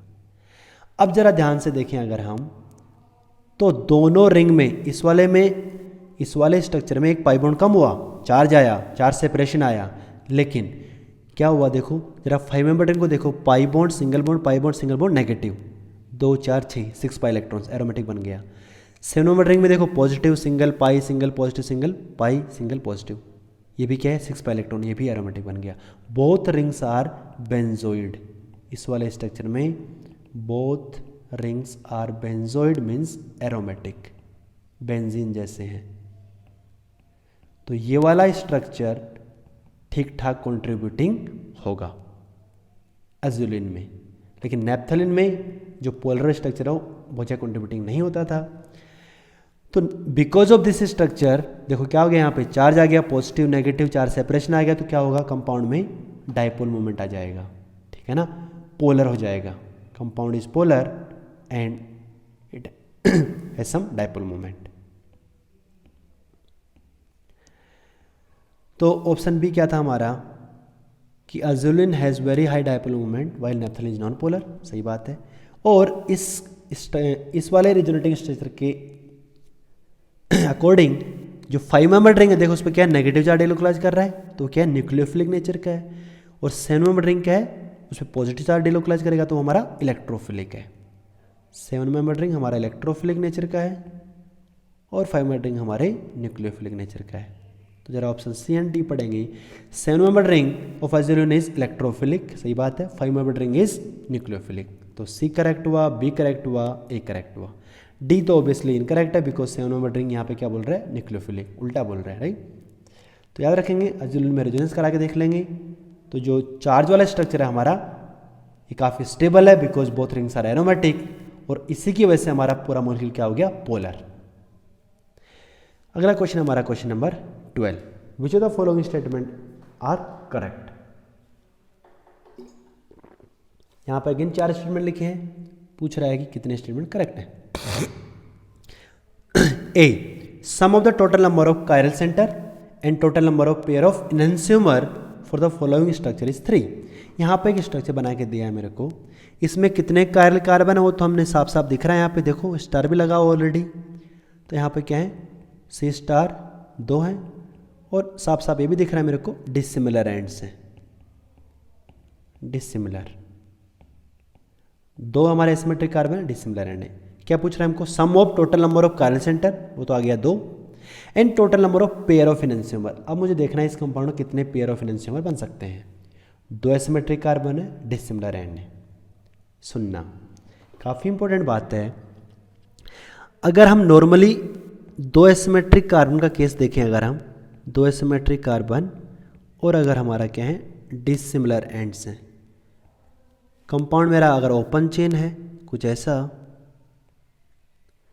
यहाँ पे मान लो कोई लगा है ए, यहाँ B C D E F, हमको एक ऐसा कंपाउंड दिया है, इसमें क्या है 2 एसिमेट्रिक कार्बन है, देखो जरा यहाँ पे और यहाँ पे क्या बोलते हैं हम, कितने स्टीरियोआइसोमर पॉसिबल हैं इसके, 2 की पावर 2 4। और वो कैसे 4 बनेंगे भाई, जो हमको एक कंपाउंड दिया है इस पर्टिकुलर कॉन्फ़िगरेशन में इन दोनों एसिमेट्रिक कार्बन के अबाउट कोई कॉन्फ़िगरेशन रहा होगा।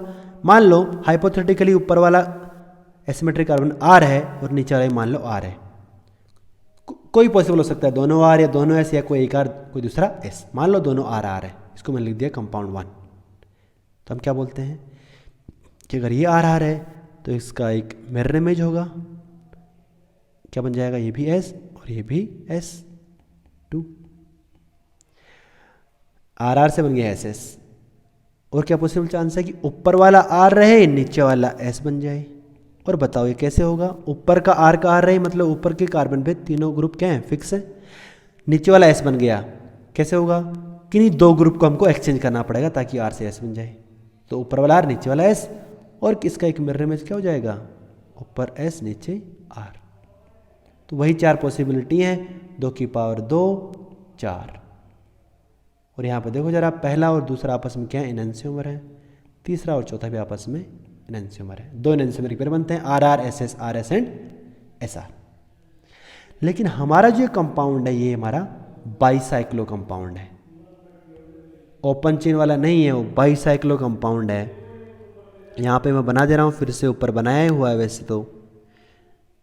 इस बाईसाइक्लो कंपाउंड में यहाँ पे क्लोरीन लगा हुआ है, यहाँ क्लोरीन लगा हुआ है, 2 एसिमेट्रिक कार्बन है, कॉन्फ़िगरेशन हमारा यहाँ पे, ठीक है।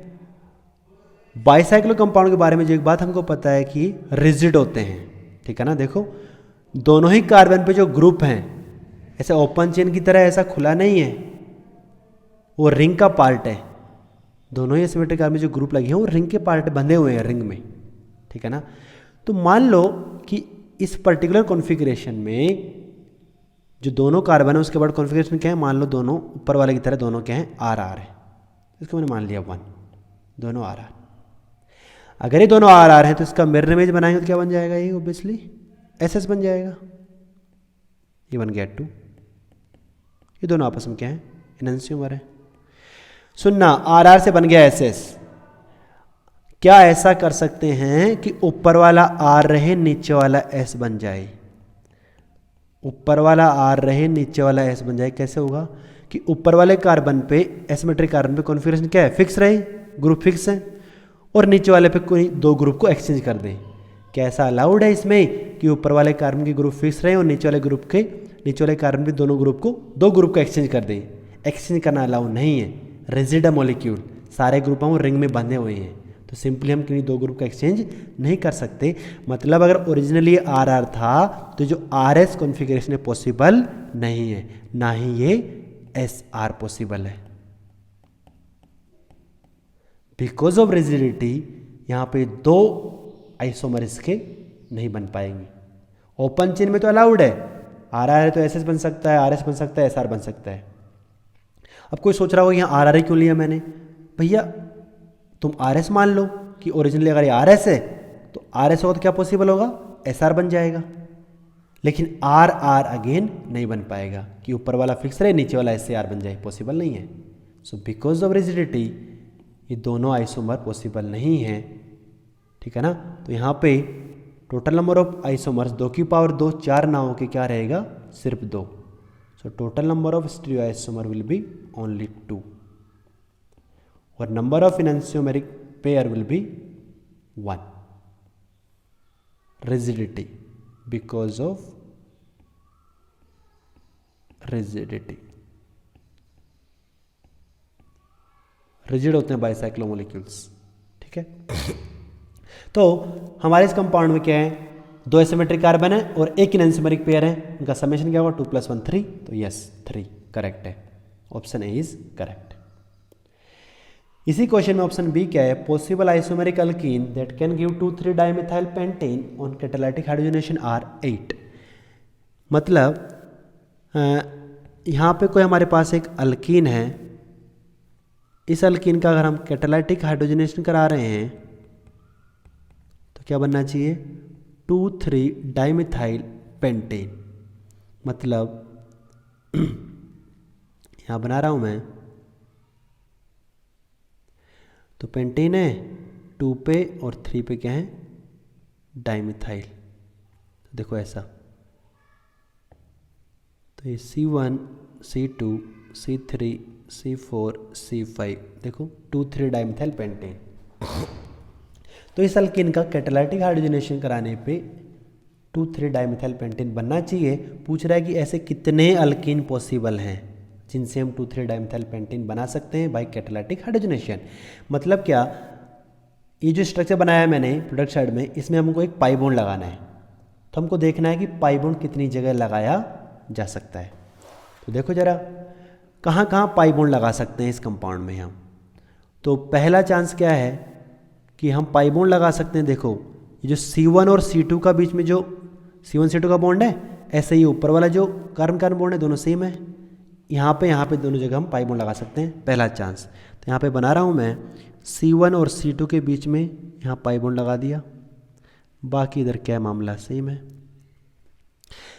ये जो पाई बॉन्ड बनाया इसके बाद कोई जीआई नहीं हो सकता, देखो टर्मिनल है। लेकिन एक एसिमेट्रिक कार्बन है इसमें, देखो ये वाला कार्बन एसिमेट्रिक है।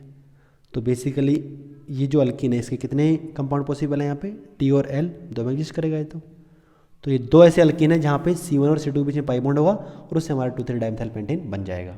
अगला चांस क्या है, C2 और C3 के बीच में हम पाई बॉन्ड बना सकते हैं। देखो C2 और C3 के बीच में पाई बॉन्ड बना सकते हैं, और अगर यहाँ पाई बॉन्ड बनाएंगे तो क्या बन जाएगा हमारा, ऐसा। इसमें देखो कोई एसिमेट्रिक कार्बन नहीं दिख रहा है और डबल बॉन्ड के बाद कोई जीआई भी नहीं है, क्योंकि देखो लेफ्ट साइड में दोनों मिथाइल ग्रुप हैं, यहाँ पे सिर्फ एक ही बनेगा। अगला चांस क्या है, C3 से जो नीचे की तरफ मिथाइल ग्रुप है इस पे पाई बॉन्ड बना दें, यहाँ पाई बॉन्ड आ जाए अगर, तो अगेन देखो कोई एसिमेट्रिक कार्बन नहीं दिख रहा है मेरे को, और कोई डबल बॉन्ड के बाद जीआई भी नहीं है, इसका भी एक ही बनेगा। और क्या चांस है, C3 और C4 के बीच में पाई बॉन्ड बना दें, C3 और C4,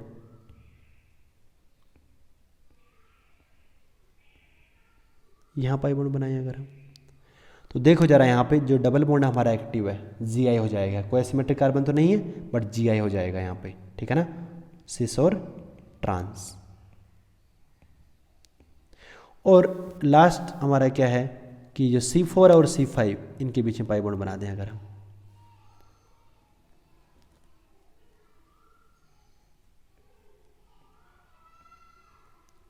इसमें देखो जरा डबल बॉन्ड के बाद तो कोई जीआई नहीं होगा, लेकिन देखो ये वाला कार्बन एसिमेट्रिक है, और एसिमेट्रिक है तो क्या होगा, ये दो आइसोमर एग्जिस्ट करेगा, D और L। तो अगर हमसे पूछता है कि कितने स्ट्रक्चरल आइसोमर पॉसिबल हैं इस अल्कीन की, तो हमारा आंसर होता है 1 2 3 4 5। लेकिन यहाँ पर स्ट्रक्चर की बात नहीं किया है, टोटल आइसोमर ही पूछा है, तो हम स्टीरियो स्ट्रक्चरल दोनों काउंट करेंगे। देखो पहले से 2, यहाँ से 1 3 4, यहाँ से 2 6 और ये 2 8। तो देखो जरा सही है, 8 लिखा है, तो option B is correct. C, total monochloro product possible for 1, 2, 3 trimethyl propane are 8 and out of them total meso compound possible are 4। तो पहली बात तो हम ये जो कंपाउंड है ये ड्रॉ कर लेते हैं। क्या है ये, 1, 2, 3 ट्राई मिथाइल प्रोपेन, ये कंपाउंड है। इसके टोटल मोनोक्लोरो प्रोडक्ट बताना है।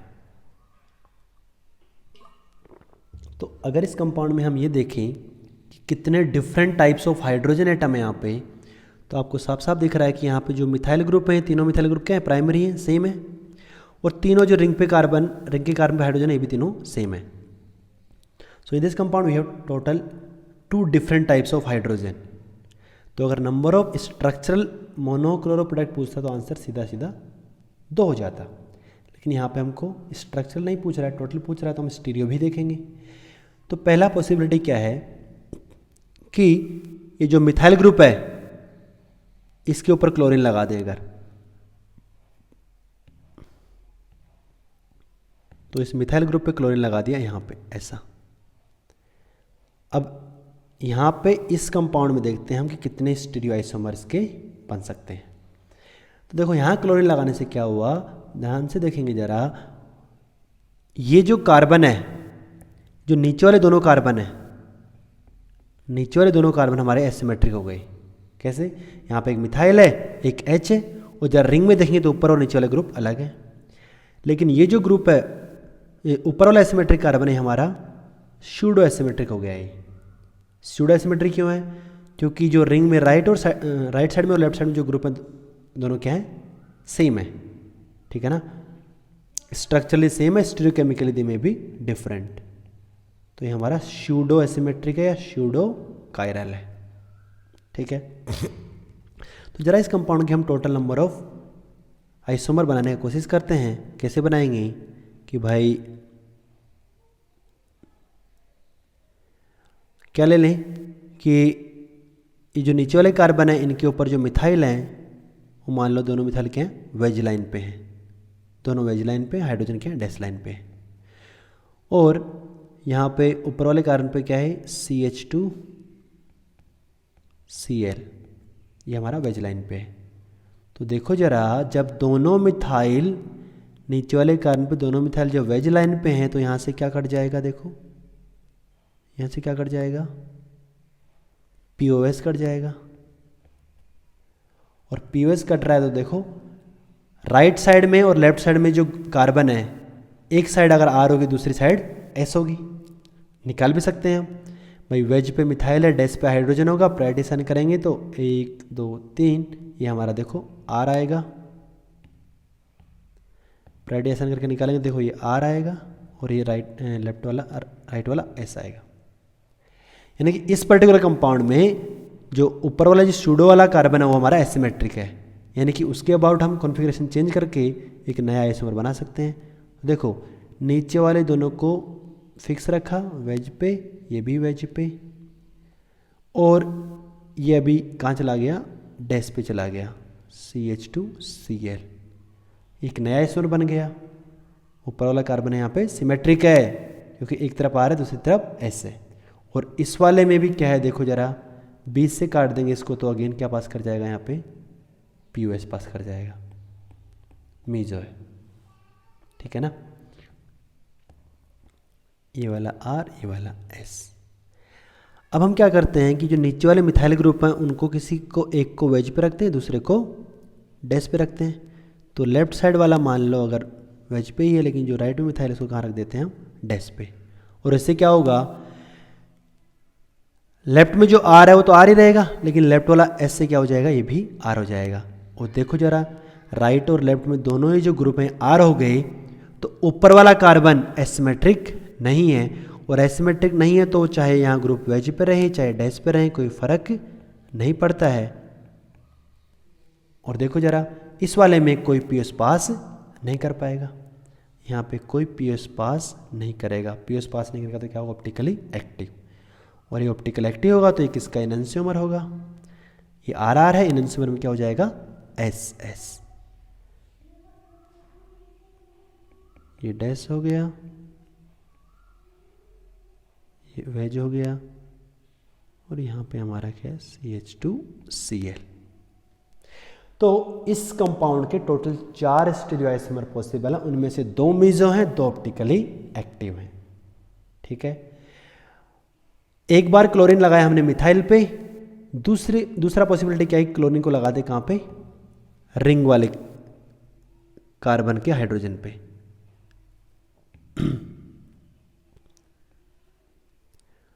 तो अगर यहाँ मिथाइल है और यहाँ क्लोरीन लग गया, यहाँ मिथाइल है और यहाँ मिथाइल है, और इस कंपाउंड को अगर हम ध्यान से देखें तो यहाँ पे भी ये जो कार्बन है ऊपर वाला, ये अगेन क्या है?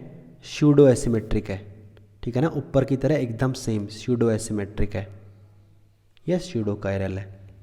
क्यों? क्योंकि राइट साइड में और लेफ्ट साइड में जो नीचे रिंग में ग्रुप हैं ये दोनों स्ट्रक्चरली सेम है, बट स्टीरियोकेमिकली दे में भी सेम और डिफरेंट। अगेन अगर हमको बनाना है तो जैसा ऊपर बनाया था एकदम वही चीज़ फॉलो करेंगे कि नीचे वाले कार्बन पे अगर दोनों मिथाइल क्या हैं? वेज पे हैं, सेम साइड है, तो ऊपर वाला कार्बन पे 2 चांस होगा कि मिथाइल वेज पे और क्लोरीन डैश पे। और इस केस में देखो ज़रा, बीच में से काट देंगे तो क्या हो जाएगा, POS पास कर जाएगा। बीच में से काटेंगे अगर तो जो मिथाइल और क्लोरीन, मिथाइल प्लेन से अंदर है, बाहर है, क्लोरीन प्लेन से अंदर है, तो प्लेन में आ गया। और राइट साइड में और लेफ्ट साइड में देखो दोनों क्या मिथाइल है।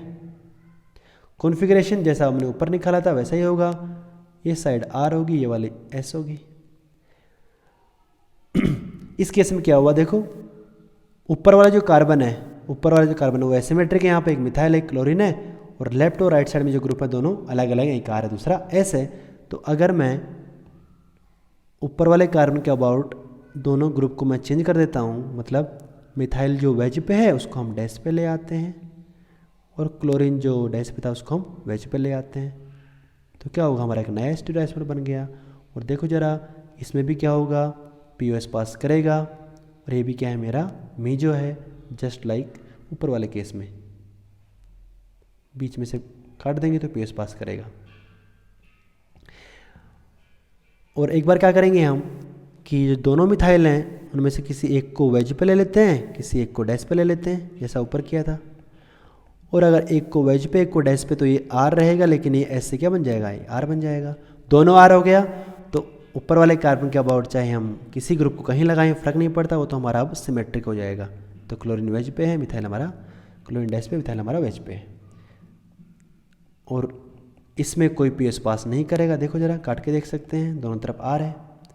एक इसका हमारा एनेंशियोमर बन जाएगा, उसमें क्या होगा, दोनों क्या बन जाएंगे, S।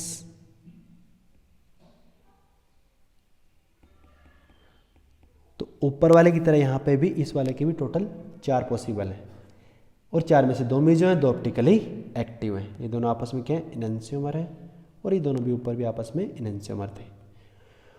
तो total monochloro product possible for 1,2,3 trimethyl propane are 8, yes, and out of this 8 4 are meso and 4 are optically active. तो अगेन सी वाला स्टेटमेंट भी करेक्ट है। एंड लास्ट हमारा ये जो डी वाला ऑप्शन है, meso isomer of the given compound is 1। यहाँ पे हमारा एक कंपाउंड बनाया है, इसके कितने मीजो आइसोमर हो सकते हैं ये बताना है, और यहाँ बोल रहा है कि एक मीजो आइसोमर हो सकता है इसका। तो क्या कंपाउंड में एक 5 मेंबर रिंग है, और यहाँ पे डबल बॉन्ड है, फिर क्या है, डबल बॉन्ड है, और यहाँ पे 2 Br लगे हैं।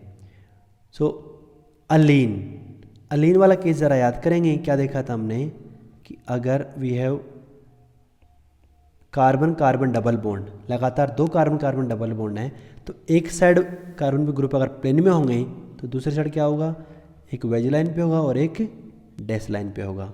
अलीन्स नॉन प्लेन, दोनों पाई बॉन्ड एक दूसरे के क्या होते हैं, परपेंडिकुलर। यहाँ पे भी देखो वैसा, ये 2 लगातार पाई बॉन्ड है। तो हमने माना कि जो लेफ्ट साइड में जो रिंग है वो हमारा प्लेन में है, तो यहाँ दोनों जो Br होंगे क्या होगा, एक हमारा डैश लाइन पे होगा, एक हमारा वेज लाइन पे होगा। पहली बात समझने की कि दोनों Br यहाँ रिंग के प्लेन में नहीं है, एक बाहर है और एक प्लेन से अंदर है, ठीक है। चूंकि यहाँ दोनों Br सेम है, तो ये जो अलीन है इसके अबाउट तो कोई स्टीरियोआइसोमेरिज्म नहीं हो सकता, ठीक है ना। लेकिन इधर क्या है, रिंग में क्या लगाया हुआ है, Br लगाया हुआ है। और देखो जरा इस रिंग में क्या हो जाएगा, Gi हो जाएगा। क्या Gi होगा, एक बार दोनों Br क्या हो सकते हैं, सिस, एक बार दोनों Br ट्रांस। तो जरा देखो इन दोनों Br को मैं लगाता हूँ वेज लाइन पे, अगर ये दोनों Br वेज लाइन पे तो क्या हो गया, सिस हो गया। और एक इसका एक आइसोमर कैसा बनेगा, जब दोनों Br का हो जाएगा, एक वेज पे एक डैश पे।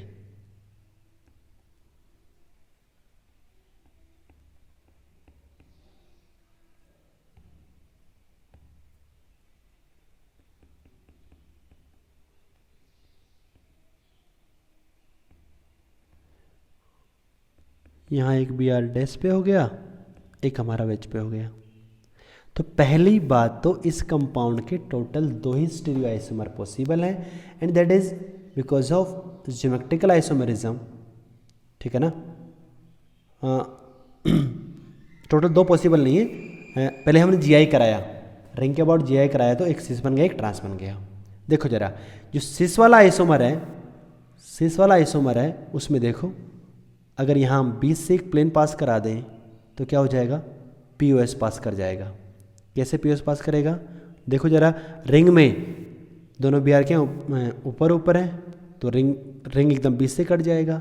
और यहाँ पे क्या है, एक बी आर नीचे एक बी आर ऊपर है, तो जो राइट साइड में जो बी आर है दोनों तो क्या हो गई, प्लेन में आ गई। यहाँ पे हमेशा परपेंडिकुलर प्लेन काट रहे हैं, ये जो स्क्रीन हमारे इससे परपेंडिकुलर, तो राइट साइड में दोनों बी आर प्लेन में आ गया। और लेफ्ट साइड में देखो ये जो रिंग है बीच से कटेगा, ऊपर बी आर वेज पे नीचे बी आर वेज पे, तो पी एस पास कर गया। सो ये जो सिस वाला फॉर्म है, जो सिस वाला जो फॉर्म है वो क्या है, हमारा मीजो है, ठीक है। लेकिन देखो जरा, ट्रांस वाले में ऐसा कोई पी एस पास नहीं करेगा और सी ओ एस तो बिल्कुल भी नहीं करेगा। तो ये जो ट्रांस आइसोमर है ये क्या है, हमारा ऑप्टिकली एक्टिव।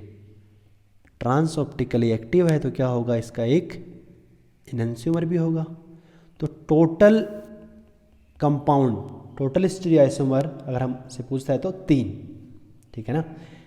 जो अलीन है उसके अबाउट तो कोई स्टीरियोआइसोमर हो नहीं रहा है, बस केवल रिंग के अबाउट हो रहा है। सिस और trans, cis isomer, meso, trans isomer optically active. तो meso isomer for this given compound is 1, ये भी क्या है, सही। टोटल पूछता तो 3, ऑप्टिकल एक्टिव पूछता तो 2, ठीक है। अगला क्वेश्चन हमारा question number 13, which of the following compound is are resolvable. Resolvable का मतलब है हमारा कि this compound should exist in pair of enantiomers. अगर वो 2 इनैंसियोमर एग्जिस्ट कर रहा है तो उसको हम रिजोल्व कर सकते हैं, मतलब ऑप्टिकली एक्टिव होना चाहिए। ए ऑप्शन में ये हमारा बाइफिनाइल का केस है। बाइफिनाइल कि लगातार 2 फिनाइल रिंग अगर लाइन से जुड़े हैं उसको हम बोलते थे बाइफिनाइल।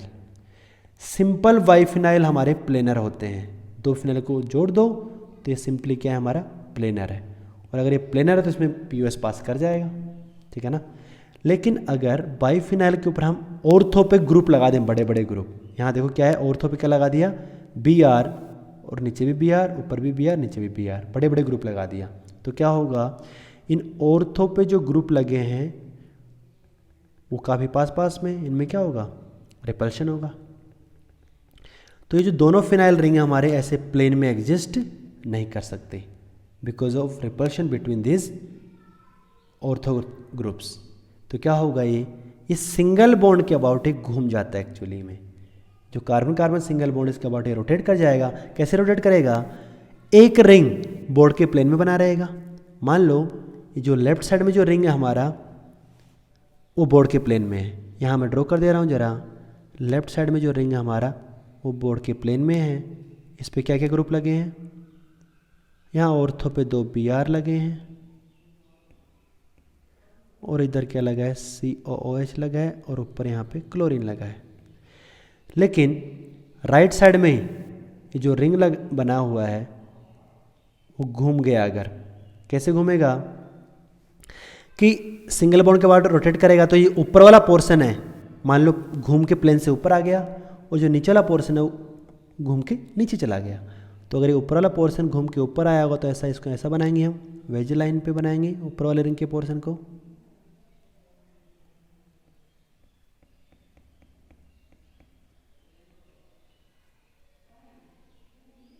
और नीचे वाला पोर्शन ऑब्वियसली डैश लाइन पे होगा। तो यहाँ पे जो बॉन्ड होगा ऑर्थो पे जो BR है उसका बॉन्ड बेसिकली वेज लाइन पे होगा। यहाँ जो क्लोरीन है वो भी ऐसा वेज लाइन पे होगा और नीचे क्या है हमारा एक ब्रोमीन है वो ऐसा डैश लाइन पे और COH पे हमारा ऐसा डैश लाइन पे। तो ये हमारा बाइफिनाइल रियल में ऐसे एग्जिस्ट करेगा नॉन प्लेनर फॉर्म में। पहली बात ये क्या है हमारा नॉन प्लेनर। अब देखो स्पेरिकल सिमेट्री तो दिख नहीं रहा है यहाँ पे, तो COS तो नहीं है, ठीक है ना, कोई COS पास नहीं कर रहा है। POS देखना है मेरे को। अगर POS यहाँ पे हम 2 तरह के POS चेक करेंगे, 2 तरह के POS। क्या, एक हमारा पेपर के प्लेन का, जो हमारा स्क्रीन है इसी के प्लेन से देखें अगर हम इस मॉलिक्यूल को प्लेन से काट देंगे तो क्या होगा, जो लेफ्ट साइड में जो रिंग है पूरा क्या है प्लेन में है, तो सारे ग्रुप BR COS सब प्लेन में आ गया। और उससे वो क्या करेगा, ये जो प्लेनर वाला जो बोर्ड के प्लेन से पास करेगा, वो जो राइट वाला जो रिंग है इसको बीच में से 2 हाफ में डिवाइड करेगा, एक ऊपर वाला पोर्शन और एक नीचे वाला। क्या ये दोनों हाफ आपस में मिरर इमेज है, तो कोई देख रहा होगा यहाँ पे कि ऑर्थो पे तो ऊपर बी आर लगा है, नीचे बी आर लगा है। हाँ सही है, लेकिन देखो यहाँ राइट साइड में एक क्लोरीन लगा है ऊपर और नीचे क्या है, COH लगा है। ऊपर क्लोरीन है, नीचे COH है, दोनों हाफ आपस में मिरर इमेज नहीं है, और मिरर इमेज नहीं है तो ये वाला पीएस पास नहीं करेगा।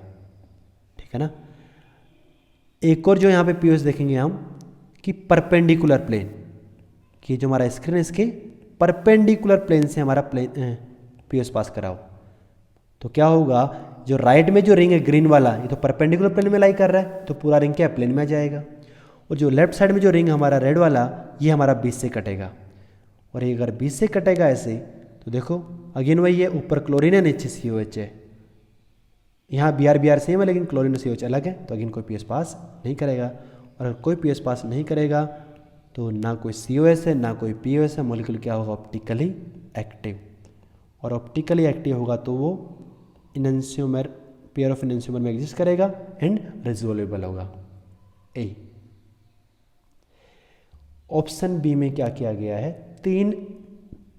तीन रिंग लगा दी यहाँ पे मैंने। अगेन ऑर्थो में बड़े बड़े ग्रुप लगे हैं, तो क्या होगा, सिंगल बॉन्ड के अबाउट ये भी क्या है, तीनों रिंग घूम जाएंगे। और घूमेगा इस तरह से कि कोई एक रिंग, मान लेते हैं कि जो बीच वाला रिंग है हमारा बोर्ड के प्लेन में है, बीच वाला रिंग हमारा बोर्ड के प्लेन में है, तो यहाँ क्या ग्रुप लगे हैं, यहाँ BR है, OH है, यहाँ BR है और यहाँ OH है। राइट में और लेफ्ट साइड में जो रिंग है वो क्या होगा, बेसिकली परपेंडिकुलर प्लेन में चला जाएगा, एकदम इस वाले रिंग से परपेंडिकुलर। तो देखो ऐसा ही ऊपर वाला पोर्शन ऐसा वेज लाइन पे हो गया, नीचे वाला डैश लाइन पे हो गया। ग्रुप क्या लगे यहाँ पे, ऊपर लगा है CH3 वेज लाइन पे, क्लोरीन इन वेज लाइन पे, प्लेन में यहाँ पे CH3 और नीचे वाला CH3 डैश।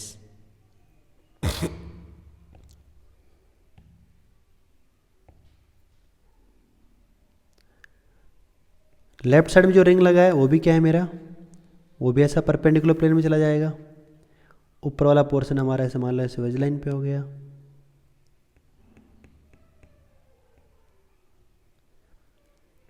यहाँ पे क्या है, मिथाइल है, यहाँ BR है, प्लेन में मिथाइल है, और नीचे वाला मिथाइल क्या हुआ, डैश लाइन पे आ गया। ठीक है। तो इस वाले में अगर हम COS की बात करें, COS, तो COS अगर देखेंगे तो कहाँ से देखेंगे, एकदम यहाँ बीचों बीच से ही देखेंगे। तो देखो बीच वाला रिंग हमारा स्पेरिकल सिमेट्री दिख रहा है कि BR है, अपोजिट BR है, OH है, अपोजिट OH है। लेकिन दोनों जो साइड वाले रिंग है उनको देखें अगर हम, तो वैसे ही दिख रहा है। देखो यहाँ पे क्लोरीन है, इधर ब्रोमीन है, एक तरफ क्लोरीन एक तरफ ब्रोमीन है। मिथाइल तो सेम है, लेकिन क्लोरीन ब्रोमीन अलग अलग है, तो स्पेरिकल सिमेट्री नहीं आएगा, COS पास नहीं करेगा। अच्छा, और POS की बात करें तो POS अगेन वही वाले, एक बार प्लेन से पास कराएंगे। अगर इसको मैं पेपर के लिए प्लेन से काट देता हूँ तो बीच वाला रिंग क्या है, प्लेन में आ जाएगा। ये दोनों रिंग क्या है, बीच में से कटेंगे। और ज़रा देखो साफ साफ दिख रहा है, दोनों रिंग में क्या है, मिथाइल मिथाइल भले ही सेम है, लेकिन ऊपर ब्रोमीन है, नीचे हाइड्रोजन है, यहाँ हाइड्रोजन है। और इसमें भी क्या, ऊपर क्लोरीन है, नीचे क्या है, हाइड्रोजन है। तो कोई POS पास नहीं करेगा। एक बार क्या है, परपेंडिकुलर प्लेन से काटेंगे। अगर परपेंडिकुलर प्लेन से काटेंगे तो क्या होगा, दोनों एक ग्रीन वाला और ब्लू वाला, राइट और लेफ्ट वाले दोनों रिंग प्लेन में आ जाएंगे, और जो बीच वाला रिंग है वो बीच से कटेगा। और देखो ऊपर OH है, नीचे BR है सेम साइड में, तो यहाँ पे भी कोई POS पास नहीं करेगा। कोई COS नहीं है, कोई POS नहीं, तो अगेन मॉलिक्यूल क्या, optically active. Option C, option C में पहली बात एक थोड़ा सा करेक्शन है। यहाँ पे जो राइट वाले रिंग पे जो क्लोरीन लगा है इसको काट लेंगे, ये क्लोरीन नहीं है, ठीक है ना। जैसा ऑप्शन बी में था वैसे यहाँ पे भी 3 रिंग है। देखो जरा यहाँ पे ऊपर वाले की तरह यहाँ पे भी कोई POS पास नहीं करेगा, लेकिन देखो यहाँ पे राइट और लेफ्ट वाला रिंग दोनों पे क्या है, ब्रोमीन है, और दोनों पे ब्रोमीन है, तो यहाँ पे स्फेरिकल सिमेट्री आ सकती है। ज़रा देखो यहाँ पे बना रहा हूँ मैं, बीच वाला रिंग हमारा ऊपर वाले क्वेश्चन की तरह ही है, BR OH BR OH। Right side में हमारा जो रिंग है वो घूम के परपेंडिकुलर प्लेन में चला जाएगा, और अगेन मान लो ये ऊपर वाला पोर्शन ऐसे गया वेज लाइन पे, नीचे वाला हमारा डैश लाइन पे। तो नीचे क्या है, मिथाइल डैश लाइन पे, Br वेज लाइन पे, सॉरी मिथाइल यहाँ वेज लाइन पे, और ये वाला Br तो डैश, मिथाइल यहाँ प्लेन में। लेफ्ट साइड में जो रिंग है वो भी क्या होगा हमारा, घूम के परपेंडिकुलर प्लेन में चला जाएगा।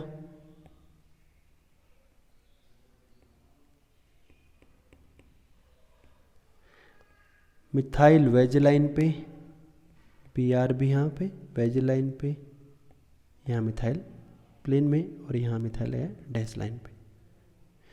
जरा इस मॉलिक्यूल को ध्यान से देखा जाए अगर, तो यहाँ पे COS पास करेगा। देखो बीच वाला रिंग तो स्पेरिकल सिमेट्री है, Br है अपोजिट Br है, OH अपोजिट OH है।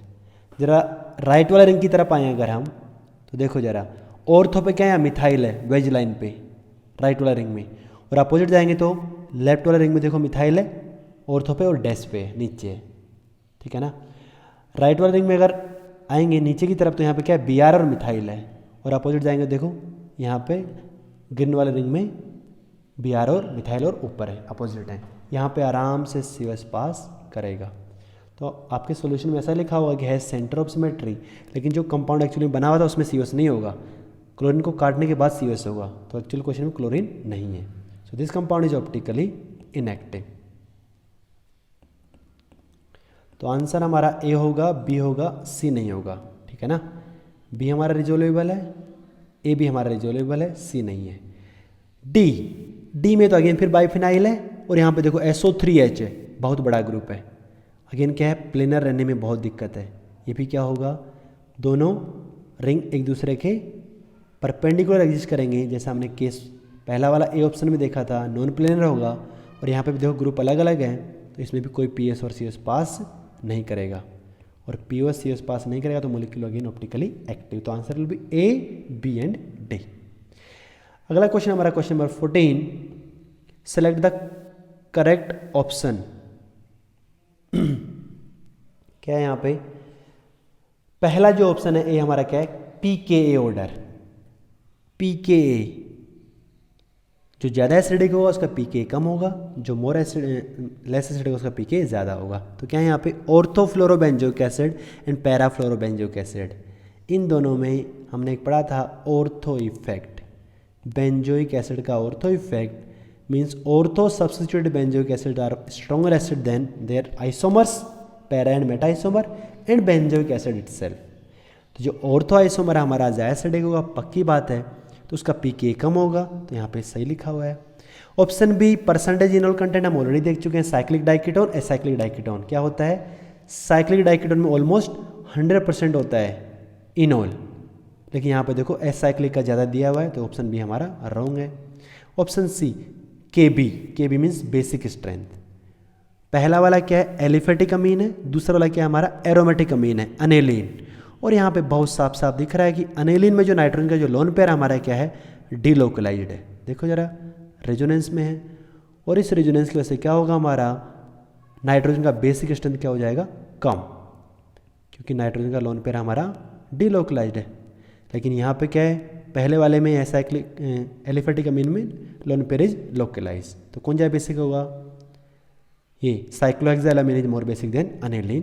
और ज़्यादा बेसिक होगा तो KB भी ज़्यादा, मोर बेसिक KB ज़्यादा, pK भी कम, तो C is also correct. D option क्या है, both the carbon oxygen bond length in COOK are equal. ये क्या है हमारा, फॉर्मेटाइन है, तो किसी भी कार्बोक्सिलेट आइन में ये तो बहुत सिंपल सा रेजोनेंस होता है कि देखो ये CO माइनस डबल बॉन्ड में गया, पाई बॉन्ड टूटा, तो ऐसा equivalent resonance, equivalent resonating structure बनेंगे।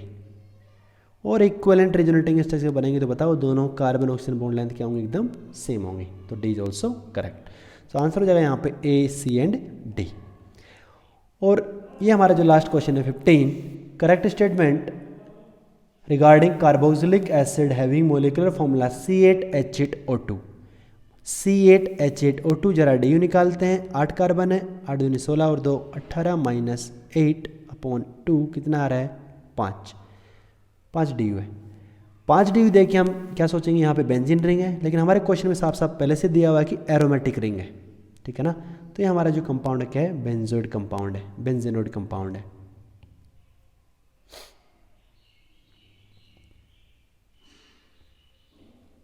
बेंजेनोइड मतलब बेंजीन रिंग है यहाँ पे, ठीक है। तो पहला स्टेटमेंट क्या है, A the total number of carboxylic acid with benzene ring is 4। कितने टोटल कार्बोक्सिलिक एसिड यहाँ बना सकते हैं जरा देखते हैं। तो एक बेंजीन रिंग बना लेते हैं। बेंजीन रिंग में क्या है, 6 कार्बन चला गया, 4 DU चला गया, 1 DU हमारे पास, और क्या 2 कार्बन है। इन 2 कार्बन में से हमको पता है एक कार्बन तो क्या है COH बनेगा, तो जरा एक COH बना लेते हैं। सीधा हम जोड़ते हैं C double bond OH COH। 2 oxygen चला गया, कार्बन चला गया और DU भी चला गया, क्या बच गया एक कार्बन। एक कार्बन जो बच गया क्या होगा, मिथाइल के फॉर्म में आएगा। और मिथाइल कहाँ हो सकता है, हमारे ऑर्थो पे आ सकता है, और ये मिथाइल हमारे मेटा पे आ सकता है, और ये पैरा पे आ सकता है।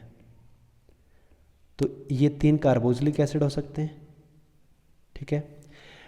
अगर हमने COH ग्रुप को डायरेक्टली रिंग से ना जोड़ के पहले क्या जोड़ दें, कार्बन, और उसके ऊपर COH लगाएं अगर, तो ये वाला भी पॉसिबल है। पहले तीन जो हैं they are called toluic acid, common name होता है उनका टोलोविक एसिड। पहला वाला ऑर्थोटोलोविक एसिड, दूसरा वाला मेटाटोलोविक एसिड, तीसरा वाला पैराटोलोविक एसिड, और ये जो फोर्थ वन है it's called phenyl acetic acid, phenyl acetic acid. तो ए स्टेटमेंट करेक्ट है। The total number of carboxylic acid containing benzene ring क्या है 4 है, सही है। Out of 3 toluic acid ortho isomer is strongest, already देख चुके हैं हम। ऑर्थो में क्या होगा, ortho effect of benzoic acid most acidic होगा। All this toluic acid are weaker acid than benzoic acid, no. Ortho वाला जो है बेंजोइक एसिड से भी स्ट्रॉन्ग होता है, ऑर्थो इफेक्ट वही होता है, तो सी स्टेटमेंट इज इनकरेक्ट, ठीक है हमारा। All these are weaker acid than H2CO3, no. All carboxylic acid are stronger than H2CO3। ये सारे कार्बोक्सिलिक एसिड हैं वो सोडियम बाइकार्बोनेट टेस्ट पॉजिटिव देंगे, ठीक है ना। तो डी वाला भी इनकरेक्ट। तो ये हमारे पहले 15 क्वेश्चन थे। अगले वीडियो में हम आगे क्वेश्चन डिस्कस करेंगे।